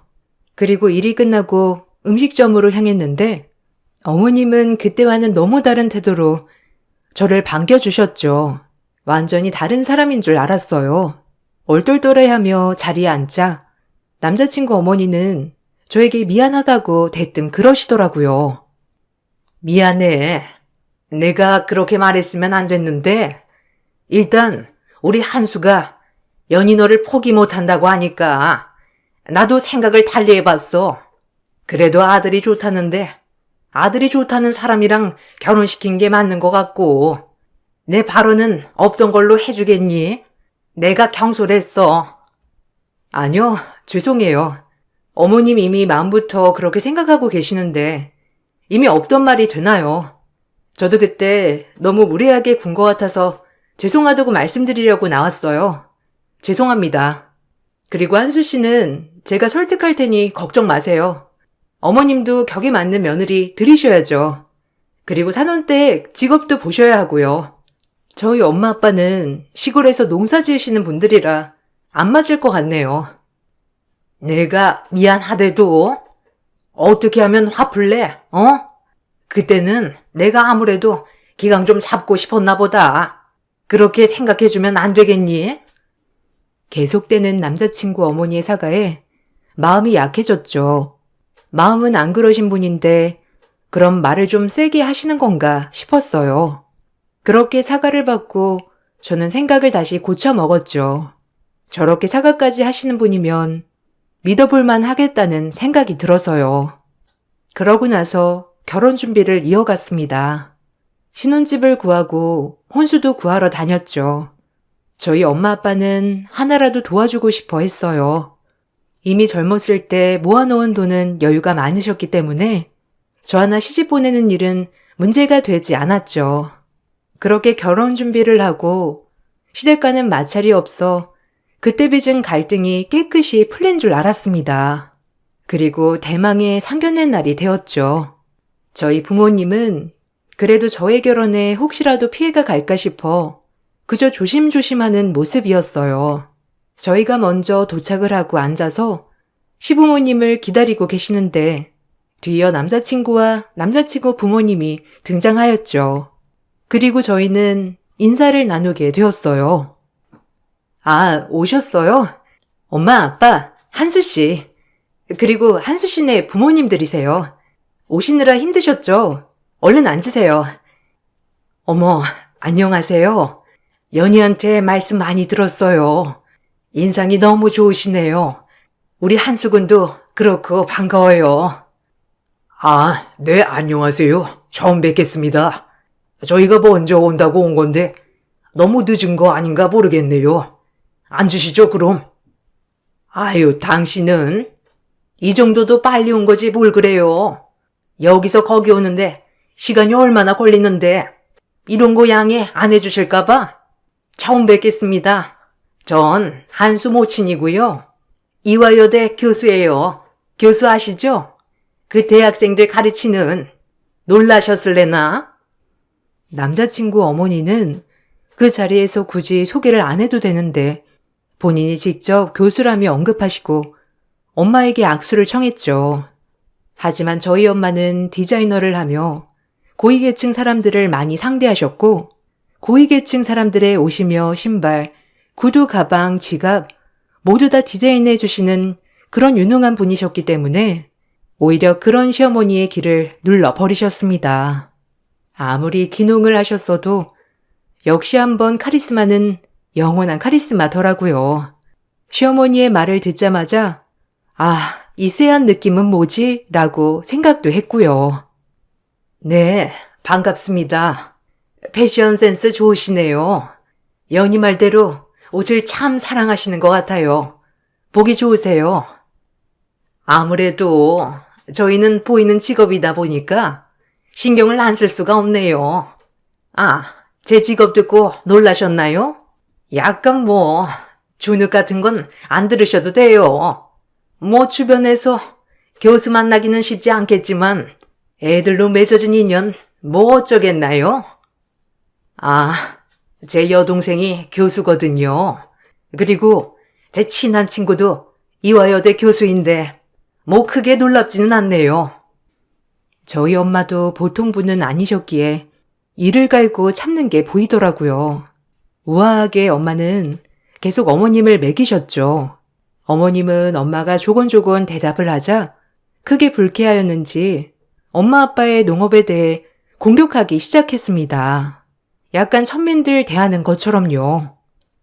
아, 그러시구나. 아, 근데 농업이라는 게 참 그렇지 않나요? 저는 농사일을 하는 사람을 실제로 본 적이 없어서.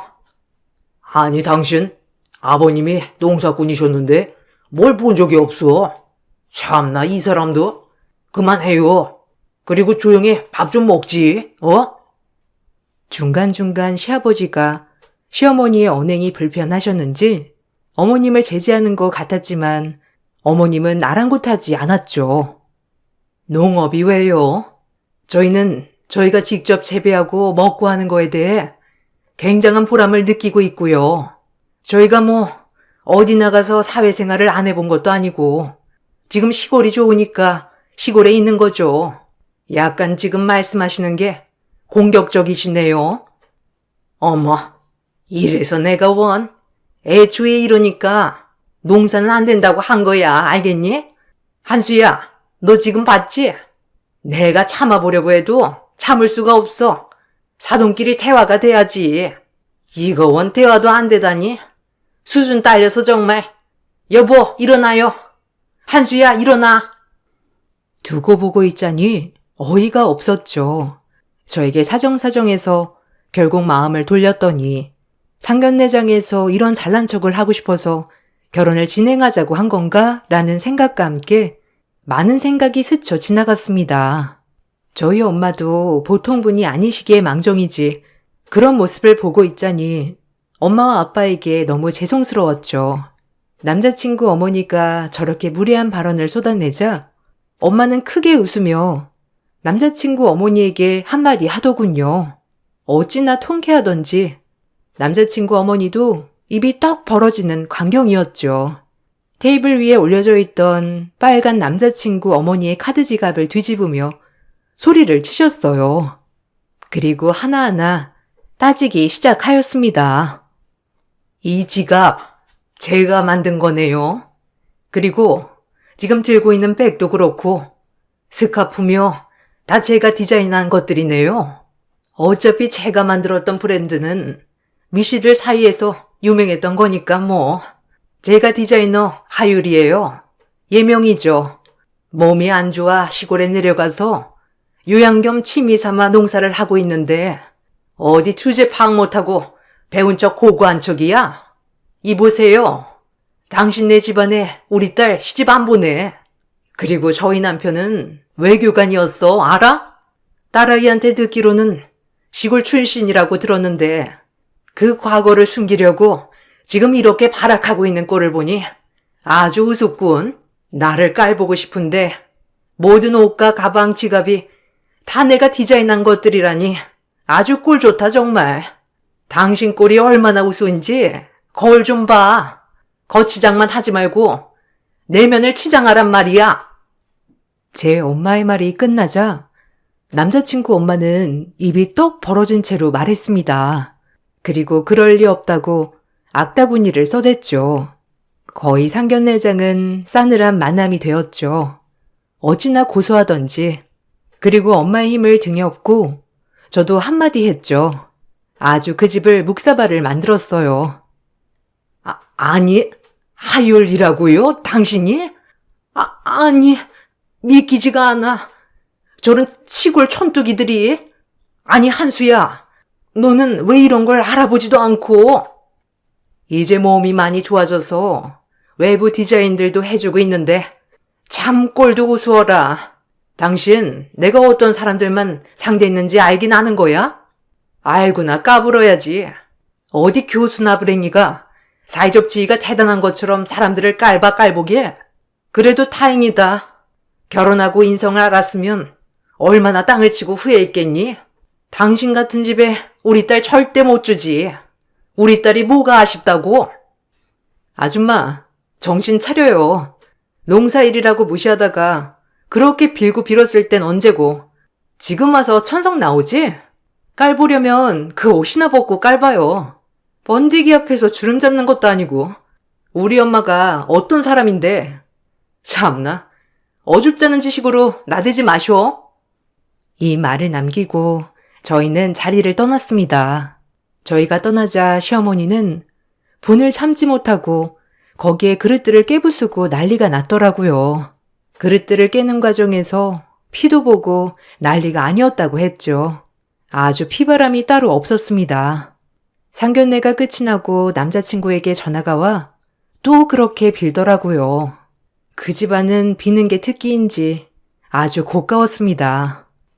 제발 한 번만 우리 엄마랑 인연 끊으라면 끊을게. 그리고 엄마가 그 하율 선생님 오래된 팬이래.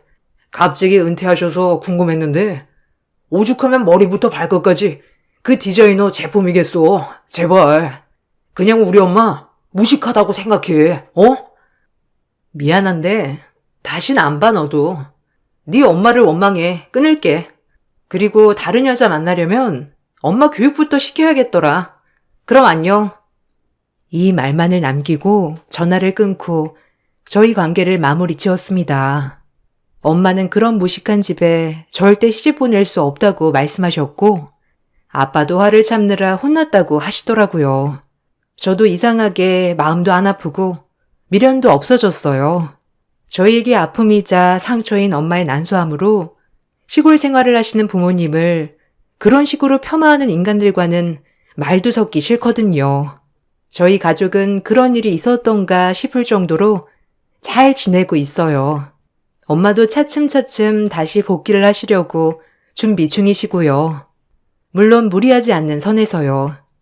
저도 회사에 아직까지 몸담고 있지만 엄마에게 일을 배워 패션으로 변화를 줘볼까 생각도 하고 있습니다.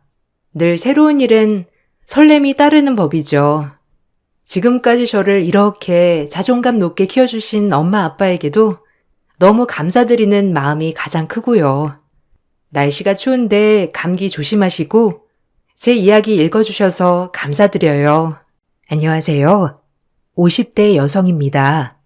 항상 제 자신한테 왜 이런 일이 일어날까 하고 제 자신을 미워하고 자책하고 살았네요. 그러다 문득 이곳의 사연들을 접하고 제 이야기도 한번 들려드리면 어떨까 싶어 용기 내어 글을 씁니다.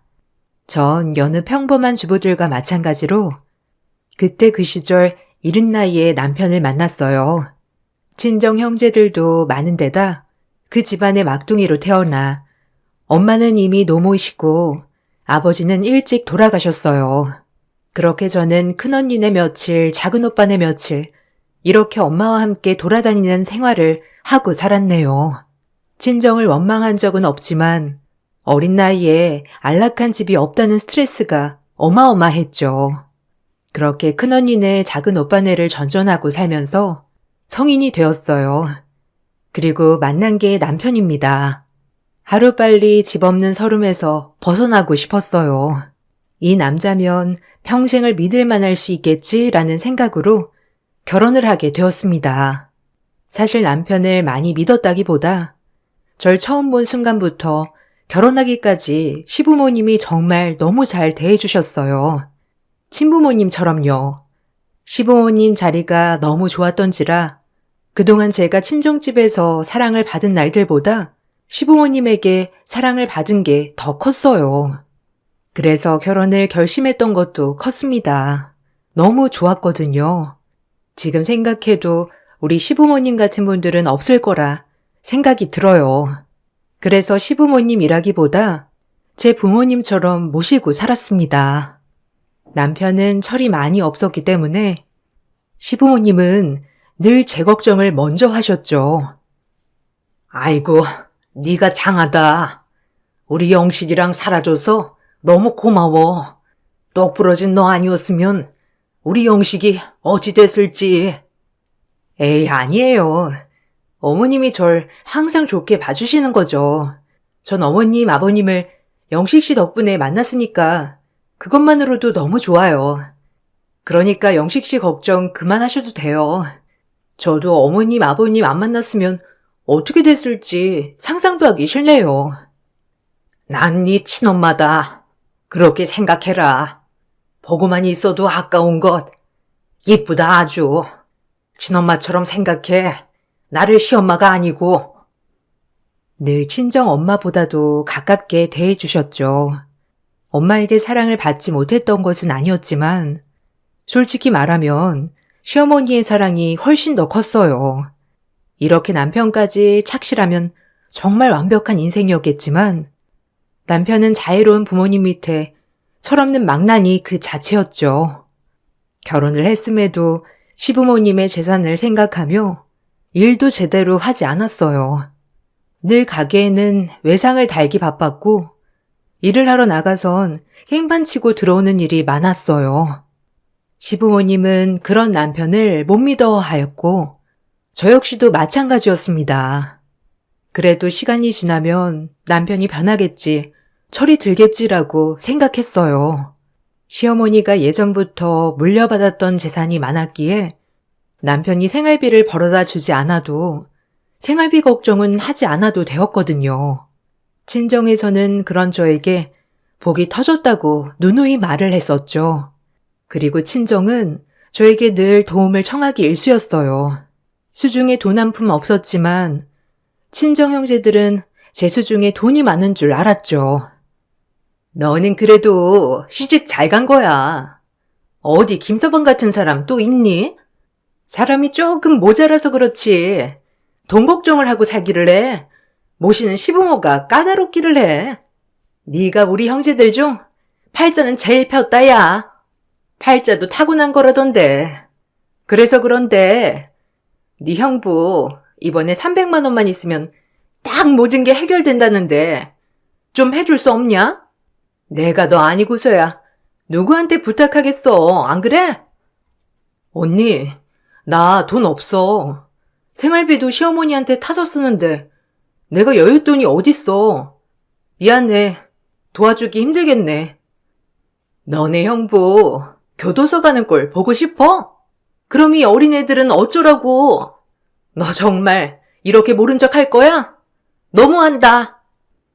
저에게 말하면 돈이 나올 줄 아는 친정. 너무 지겨웠어요. 한두 번이 아니었거든요.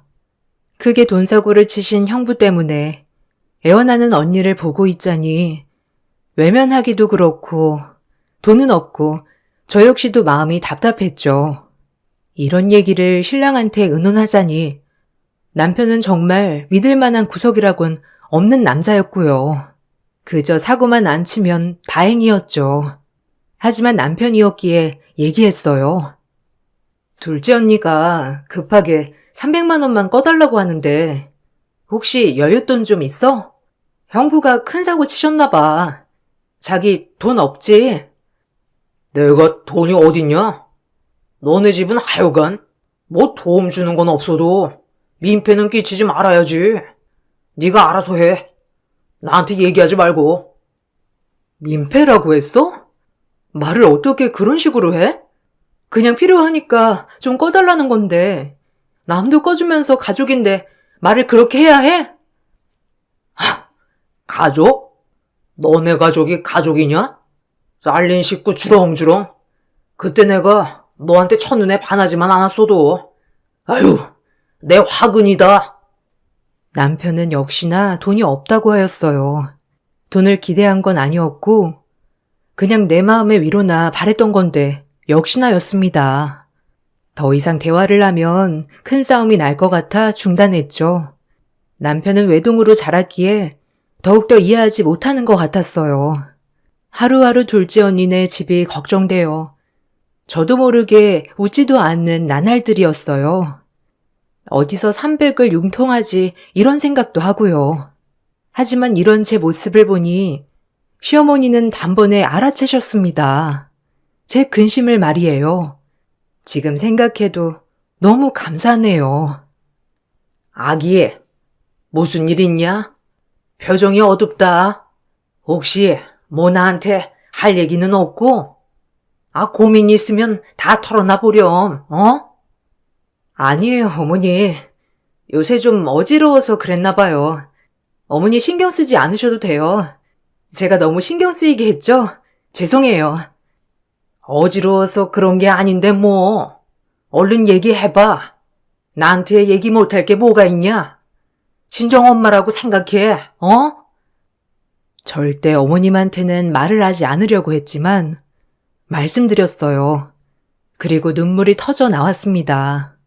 어느 하나 믿을 곳 없는데 시어머니만이 유일하게 제 말을 들어주셨으니까요. 시어머니는 묵묵히 저를 안아주시곤 그 자리에서 300만 원을 흔쾌히 주셨어요. 전 그 돈을 받고 엉엉 울었네요. 어머님은 갚지 않아도 된다며 이런 일이 있으면 말해달라고 하셨어요. 저에게 가족이니까 어머님도 감사하다고 말이에요. 어머님의 바다 같은 깊은 심성에 또 한 번 감동했습니다. 그리고 다짐했어요. 평생 시부모님을 내 친부모처럼 모시겠다고 말이죠. 남편이 곁을 많이 내주진 않았지만 시부모님만 있다면 괜찮다고 말이죠. 그렇게 다짐했어요. 300이면 되냐?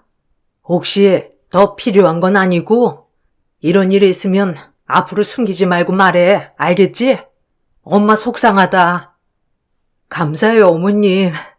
제가 이 은혜를 어떻게 갚아나가야 할까요? 어머님한테 받은 사랑이 너무 커서 제가 어떻게 해야 할지. 이렇게 옆에 있어주는 것만으로도 됐어. 우리 영식이 옆에 네가 있어서 얼마나 다행인지 몰라. 아들 하나 있는 거라고 금이야 오기야 키웠더니 딱 지밖에 모르거든. 누가 저 꼴 보고 살겠냐? 안 그러냐? 그나마 네가 옆에 있어서 안심이 돼. 고맙다. 시어머니는 제 존재 자체를 고마워하시는 분이었습니다. 그렇게 어머니에게 고마운 마음으로 살아가고 있을 때 아버님이 갑작스러운 병환으로 쓰러지셨어요. 거동도 하실 수 없게 되었고 요양원으로 모시자니 제 마음이 찝찝하여 집으로 모시게 되었어요. 그리고 그때부터 제가 병간호를 시작하였고요.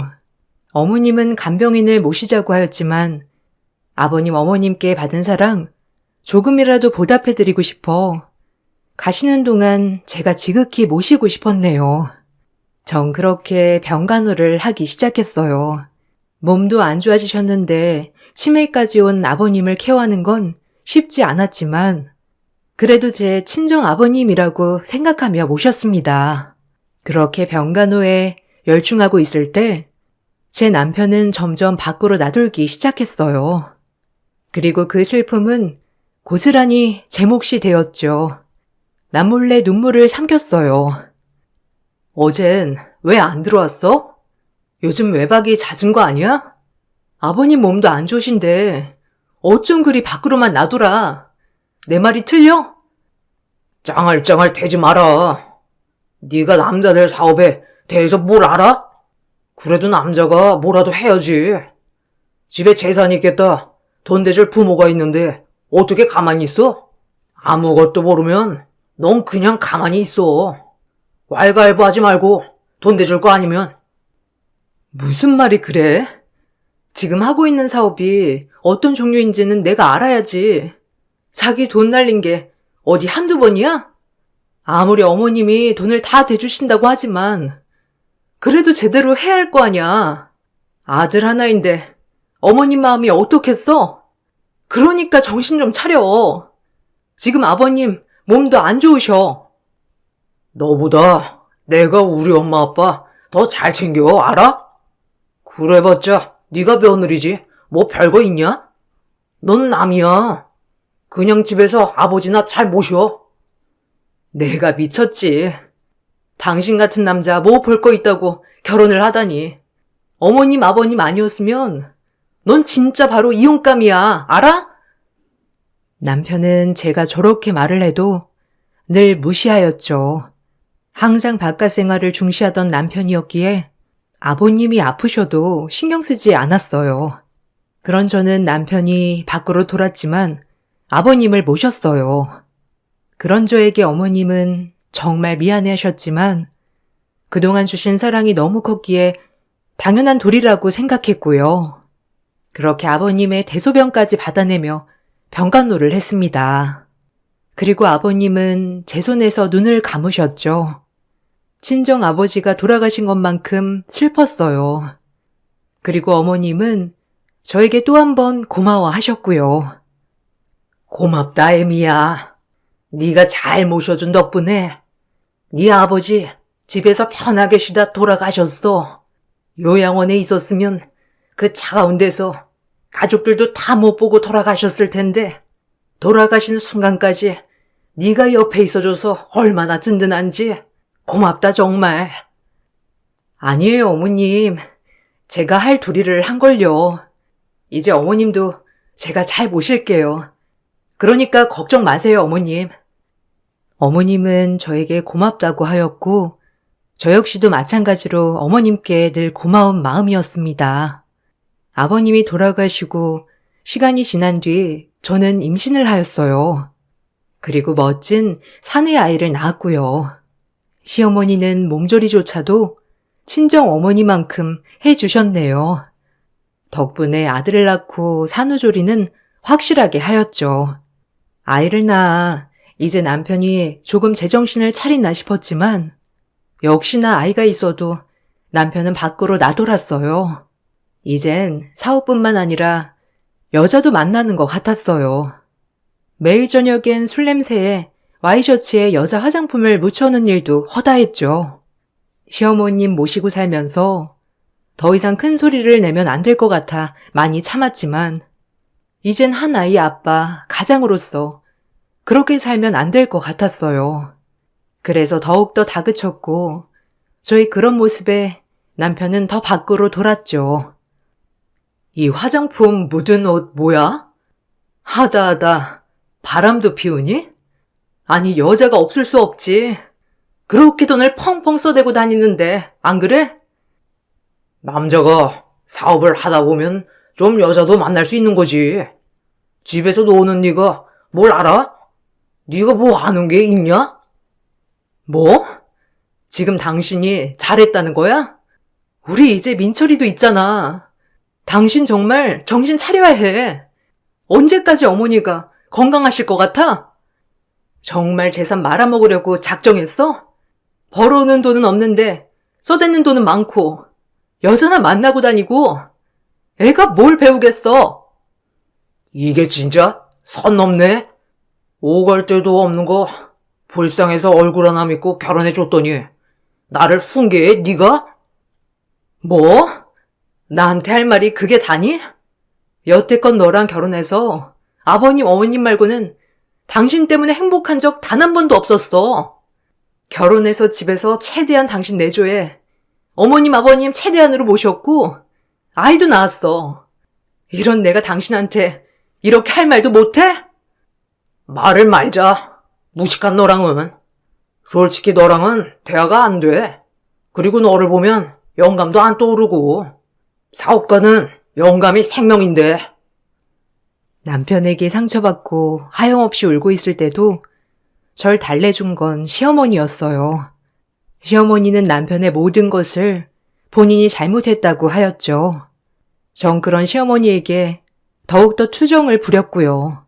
정말 제 마음을 알아주는 건 어머니뿐이었거든요. 미안하다. 내가 너를 볼 면목이 없어. 아들이라고 하나 있는 게 저렇게 네 속만 썩이니 원. 참 내가 너 볼 낯이 없어. 아니에요, 어머니. 어머님이 무슨... 제가 부족한 탓이죠. 그냥 민철이도 태어났고 이제 좀 자리를 잡아야 할 텐데 매번 저렇게 실속 없이 돌아다니고 술만 먹기만 하니까 너무 속상해요. 요즘엔 여자도 만나고 다니는 것 같고요. 저도 이런 말을 할 사람이 어머님밖에 없어서 죄송해요. 이렇게라도 안 하면 제가 숨 쉴 공간이 없어서요. 어머님도 누구보다 속상하실 텐데 어머님마저 안 계셨으면 저 못 버텼을 거예요. 철저히 시어머니와 둘이 의지했어요. 다행히 아들은 아빠의 빈자리가 무색하게 잘 자라주었고 시어머니도 마찬가지로 손주 보는 낙에 살았죠. 그렇게 남편에게 기대는 저버린 채 말이에요. 시간이 흘렀고 남편에게 조금의 기대도 없어졌을 즈음 저도 조금씩 자립할 준비를 했습니다. 시어머니가 조금이라도 건강할 때 저에게 무엇이든 지원해 주시고 싶다 하였죠. 감사하게도 시어머니의 도움을 받아 조그만 반찬 가게를 열었어요. 평생 사회생활이라곤 해본 적도 없는 저지만 아무 일도 없이 돈만 축내는 남편을 생각하면 제가 뭐라도 해야 했어요. 아이도 어느 정도 컸고 있는 솜씨라곤 반찬 만드는 솜씨였기에 자신 있게 반찬 가게를 차렸습니다. 조그만 신도시 아파트 근처에서 열었던 반찬 가게였기 때문에 장사는 잘 되었어요. 주부들이 많이 왔기 때문이죠. 제가 장사를 시작하고 어느 정도 돈이 벌리기 시작하자 남편은 이젠 반찬 가게까지 찾아와 돈을 가져갔습니다. 20만 원만 주라. 엄마가 요새 돈을 안 줘. 요새 가게 장사 잘 된다며? 네 돈이 내 돈이고 그렇지. 여기서 빼간다. 여기가 어디라고 와서 돈을 달래? 뭐하고 다니는 거야? 남편 노릇은 못하더라도 애 아빠 노릇은 해야 할 거 아니야. 안 그래도 오늘 민철이나 데리고 맛있는 거 사주려고 하는 거야. 오랜만에 아빠 노릇 하려고 하는데 왜 그러냐? 그리고 어차피 가게도 우리 엄마가 차려준 거 아니야. 그러니까 내 돈이지. 나 이제 외동 아들인 거 몰라? 네가 날 안 만났으면 어떻게 누리고 살 수나 있겠냐? 서방복은 없어도 돈복은 있다니까 하여간. 우리 엄마도 하여간 아들 뭐 하나 차려줄 생각은 안 하고 완전 남의 며느리한테 가게 하나 떡 차려주고 말이야. 네가 생각해도 너무 심하지 않아? 우리 엄마지만 성격 하여간 유벌나. 어머님이 오죽하면 그러시겠어? 민철이랑 밥 먹는다고 하니까 주는 거야. 20만 원 여기. 밥 먹고 영수증 가져와. 당신 못 믿는 거 알지? 그리고 오랜만에 어머님도 모시고 가고. 어머님 은근 당차 보이셔도 이젠 많이 늙으셨어. 알아? 한 번씩 제 속을 뒤집을 때마다 속이 부글부글 끓었지만 남편은 오늘 웬일인지 아이를 데리고 나가 밥을 먹는다고 돈을 달라고 하는 거였죠. 설마 아이 얘기까지 했는데 거짓말을 할까 싶어 돈을 주었어요. 그리고 그날 일이 끝나고 퇴근을 하려는데 남편 차에 어떤 한 여성이 타고 가는 모습을 보았어요. 어이가 없었죠. 이제 남편의 바람에는 면역이 들었다 싶었는데 막상 또 눈으로 보니까 가슴이 많이 아팠어요. 남편 사랑도 못 받는 박복한 팔자구나. 남들은 시댁 잘 만나서 하고 싶은 거 다 하고 사는 줄 알지만 속속들이 살펴보면 한평생 남편 사랑받지 못하는 제 자신을 보며 자책했네요. 내가 얼마나 못났으면 하고요. 아까 여자랑 가게 앞에 지나가던데 안 걸릴 줄 알았어? 진짜 지겹다 당신 봐라. 민철이 데리고 저녁 먹는다며? 아들을 팔아? 그냥 지나가는 바람 아니야. 진지한 관계야. 뭐 당신한테 말하려고 했는데 아직은 때가 아니라서 좀 기다렸어. 어차피 너랑 나랑 의무적으로 산 지 오래잖아. 안 그래? 그 여자랑 살고 싶어. 어차피 너 이제 가게도 하고 있고 민철이 데리고 충분히 살 수 있잖아. 진짜 뻔뻔하다.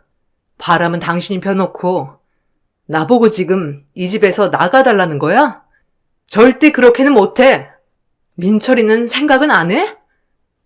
쨍그랑 저의 그 말을 방 너머 듣고 계셨던 어머니께서 컵을 떨어뜨리는 소리가 났죠. 매번 다투기는 했어도 심각하게 이혼 얘기는 오가지 않았기에 어머님도 그러려니 하셨지만 실제로 이혼 얘기가 오가니 어머님도 놀라셨어요. 그리고 방에 들어오셨죠. 애비, 뭔 말이냐? 너 지금 민철 애미 보고 이 집 나가라고 하는 거야? 누구 마음대로? 네가 도대체 여기서 뭘 한 게 있어? 어? 애미 20대 초반 어린 나이에 시집 와서 나랑 네 아빠 모셔.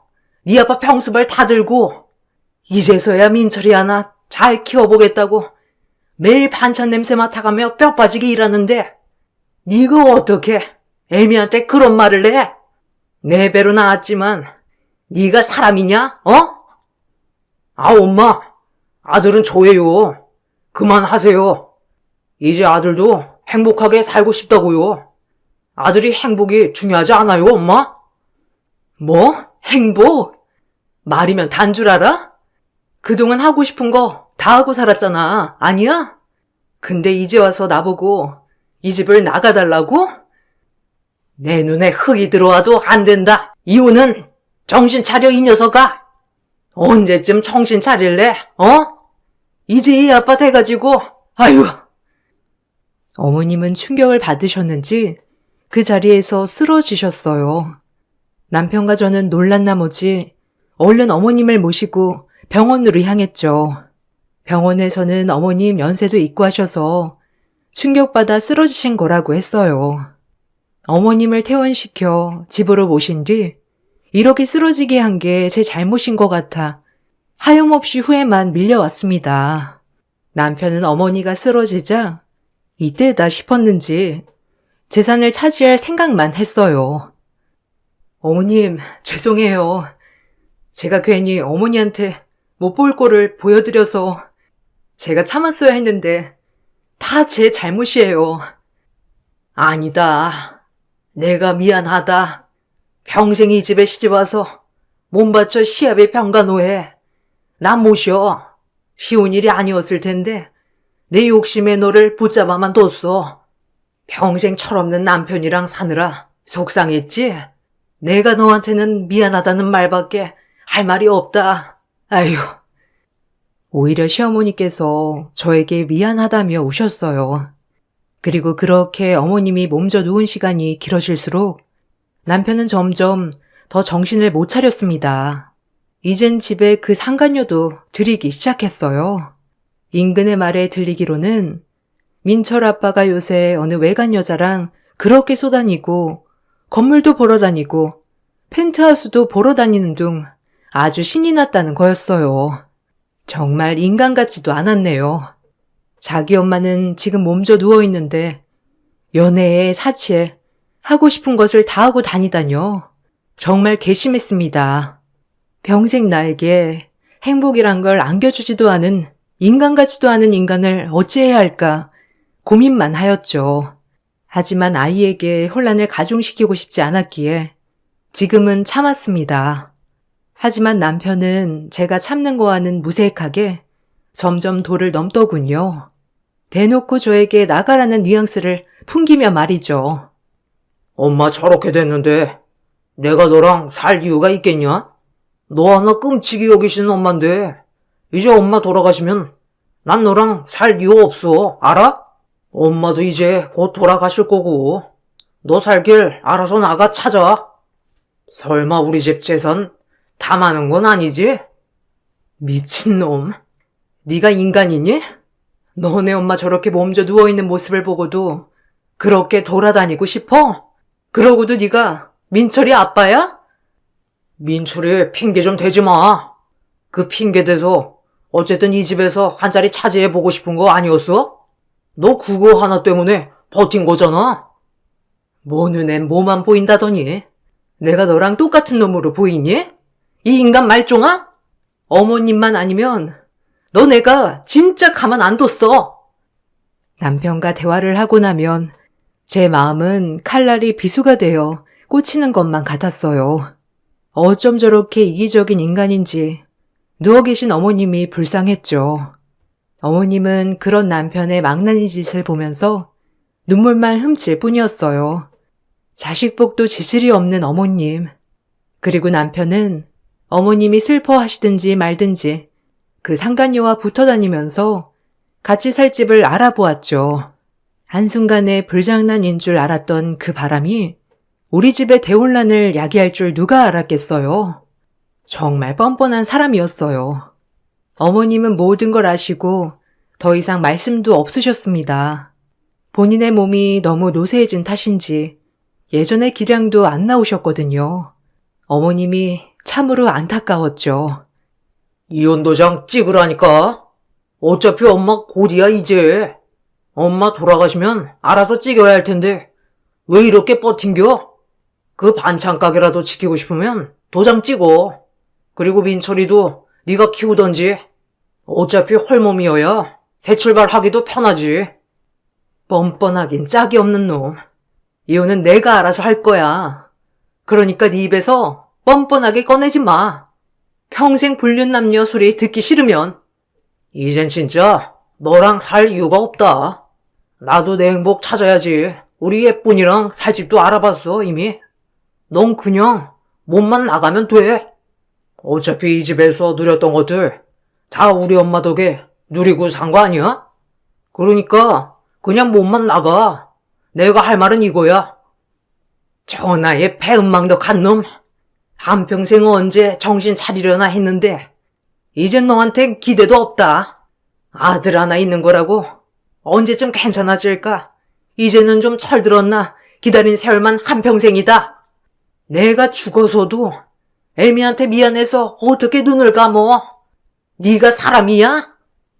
아, 엄마는 빠져요. 남한테 왜 그래 도대체? 내가 엄마 자식이지. 얘가 엄마 딸이야? 내가 얘랑 살기 싫다고. 나도 사랑하는 여자랑 살 거라고. 남편은 이 말만을 내뱉고 또다시 집을 나가버렸어요. 아마 상간녀를 만나러 간 모양이었죠. 그리고 어머니는 무슨 결심을 해 보이는 것 같았어요. 전 계속 반찬 가게를 나가며 어머님의 병간호를 병행했죠. 그로부터 얼마 후 어머님이 모든 친척분들을 모아놓고 중대한 발표를 하신다고 하셨죠. 저와 제 아들 그리고 남편까지 꼭 이 자리에 참석하라며 신신당부를 하였어요. 전 일을 끝내고 얼른 집으로 향했습니다. 그곳엔 남편과 상간녀도 와 있었고요. 기가 막혔네요. 이제 모든 친척들 앞에서 이 여자가 본인의 여자인 것처럼 공표하려고 데리고 온 모양이었어요. 어머님 그 모습을 보고 아무 말씀도 안 하셨죠. 어머, 아직도 안 나가셨어요? 우리 오빠가 말했다고 하던데. 이제 주인은 나라고. 저 오빠랑 같이 살 집도 알아봤어요. 얘기 들으셨죠, 형님? 어마어마한 펜트하우스예요. 형님, 그동안 고마웠어요. 이제 뭐 일선에서 물러나라고 해야 하나? 뭐? 형님? 뻔뻔하기 짝이 없는 년 같으니라고. 그러니까 유부남 꼬셔 죄책감도 없이 여기까지 따라왔겠지. 안 그래? 끼리끼리라고. 김영식이랑 너 아주 잘 어울려. 한 쌍의 원앙 같았고. 언젠가 다 돌려받을 거야. 알아? 남의 눈에 눈물 내고 잘 사나 보자고.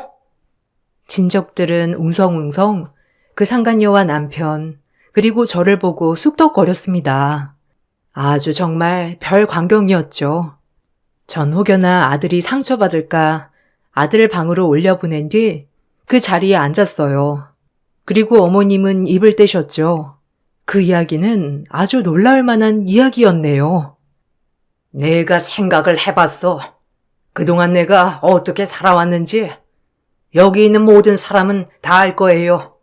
이제 내 생이 얼마 남지 않은 것 같아 죽기 전에 유언을 좀 하려고 합니다. 내가 죽고 유언장만 남길 수도 있었으나 꼭 맨정신에 살아생전에 하고 싶었어요. 어머님, 무슨 그런 말씀을 하세요. 유언이라뇨. 그리고 아직 살 날이 많으신데 그런 말씀 마세요. 아셨어요? 넌 조용히 해. 이 집에서 네가 무슨 할 말이 있다고? 그래 엄마. 이왕 물려주기로 한 거 있으면 빨리빨리 물려줘요.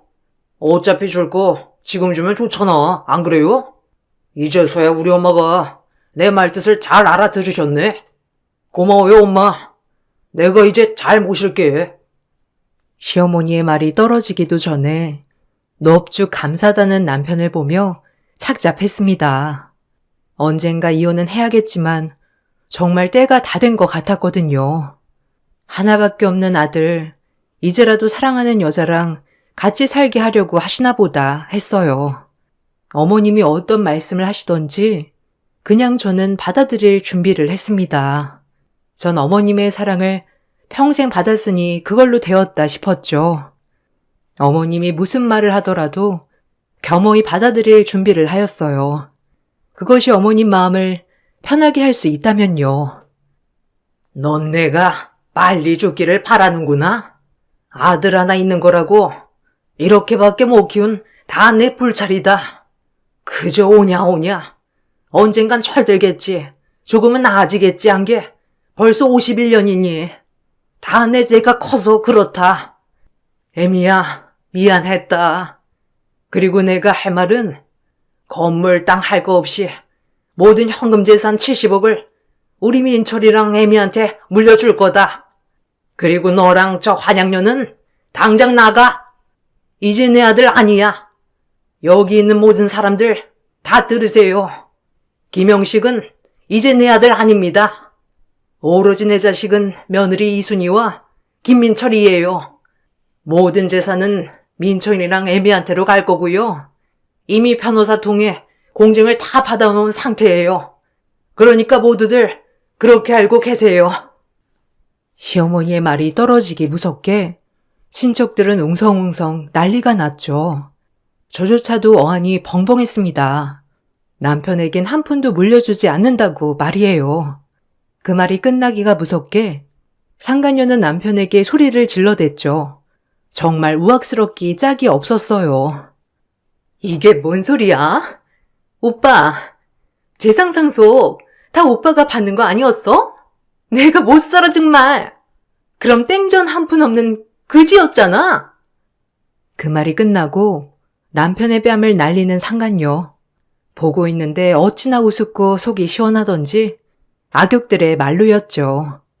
남편은 길길이 날뛰기 시작했고 시어머니는 정말 눈 하나 깜짝하지 않았어요. 그리고 제 눈엔 감사의 눈물이 흘렀습니다.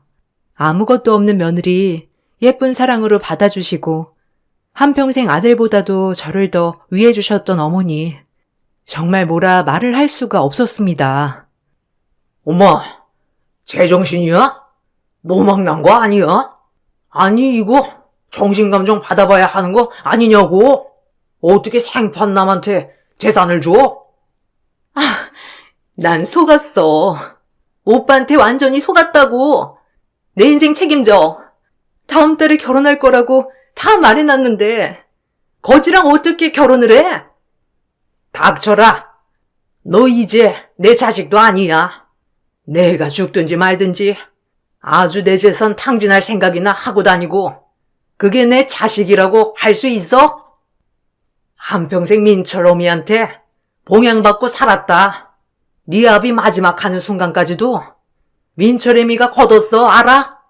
이 은혜도 모르는 놈, 나가 이제! 시어머니의 말에 남편은 집을 나갔습니다. 그리고 시어머니는 남편이 나가는 문을 한참 쳐다보다 저를 꼭 안아주셨네요. 네가 내 딸로 태어났어야 하는데 그래도 이렇게 꼭 옆에 있어줘서 고맙다, 아가야. 내가 해줄 건 이런 거밖에 없어.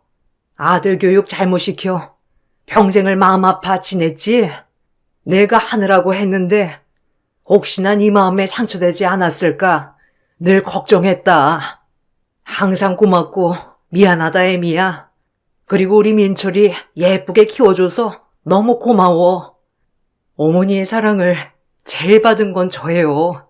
제가 더 감사하죠, 어머니. 전 어머니 못 만났으면 이렇게 살지도 못했을 거예요. 그렇게 어머니와 뜨거운 포옹을 끝내고 전 다시 반찬 가게와 어머니의 병수발을 하며 지냈어요.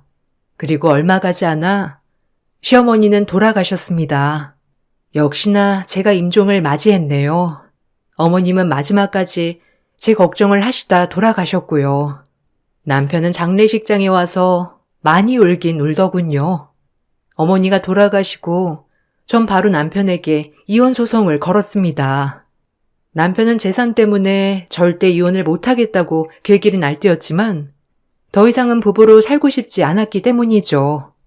100% 남편 쪽 가실로 이혼을 하게 되었고 남편은 그야말로 닥쳤던 개가 되었네요. 모든 재산을 한 푼도 물려받지 못한 채 친척집을 전전한다고 말이죠. 하나 있는 아들도 평생 엄마 고생시킨 사람 보고 싶지 않다고 하고요. 그래도 애아빠이기도 하고 돌아가신 어머님을 생각해 작은 집 하나는 마련해 주었어요. 그리고 완전 인연을 끊었습니다. 전 하고 있던 반찬 가게가 더 잘 돼서 지금 3호점까지 오픈을 한 상태예요. 한평생 남편 사랑 받지 못하고 살았지만 평생을 시부모님 사랑에 행복했다고 생각해요. 그리고 지금은 제 일을 하며 자존감도 많이 회복한 상태이고요. 이 글을 쓰다 보니 돌아가신 어머님이 더욱더 그립네요. 이만 마치겠습니다. 긴 글 읽어주셔서 감사합니다.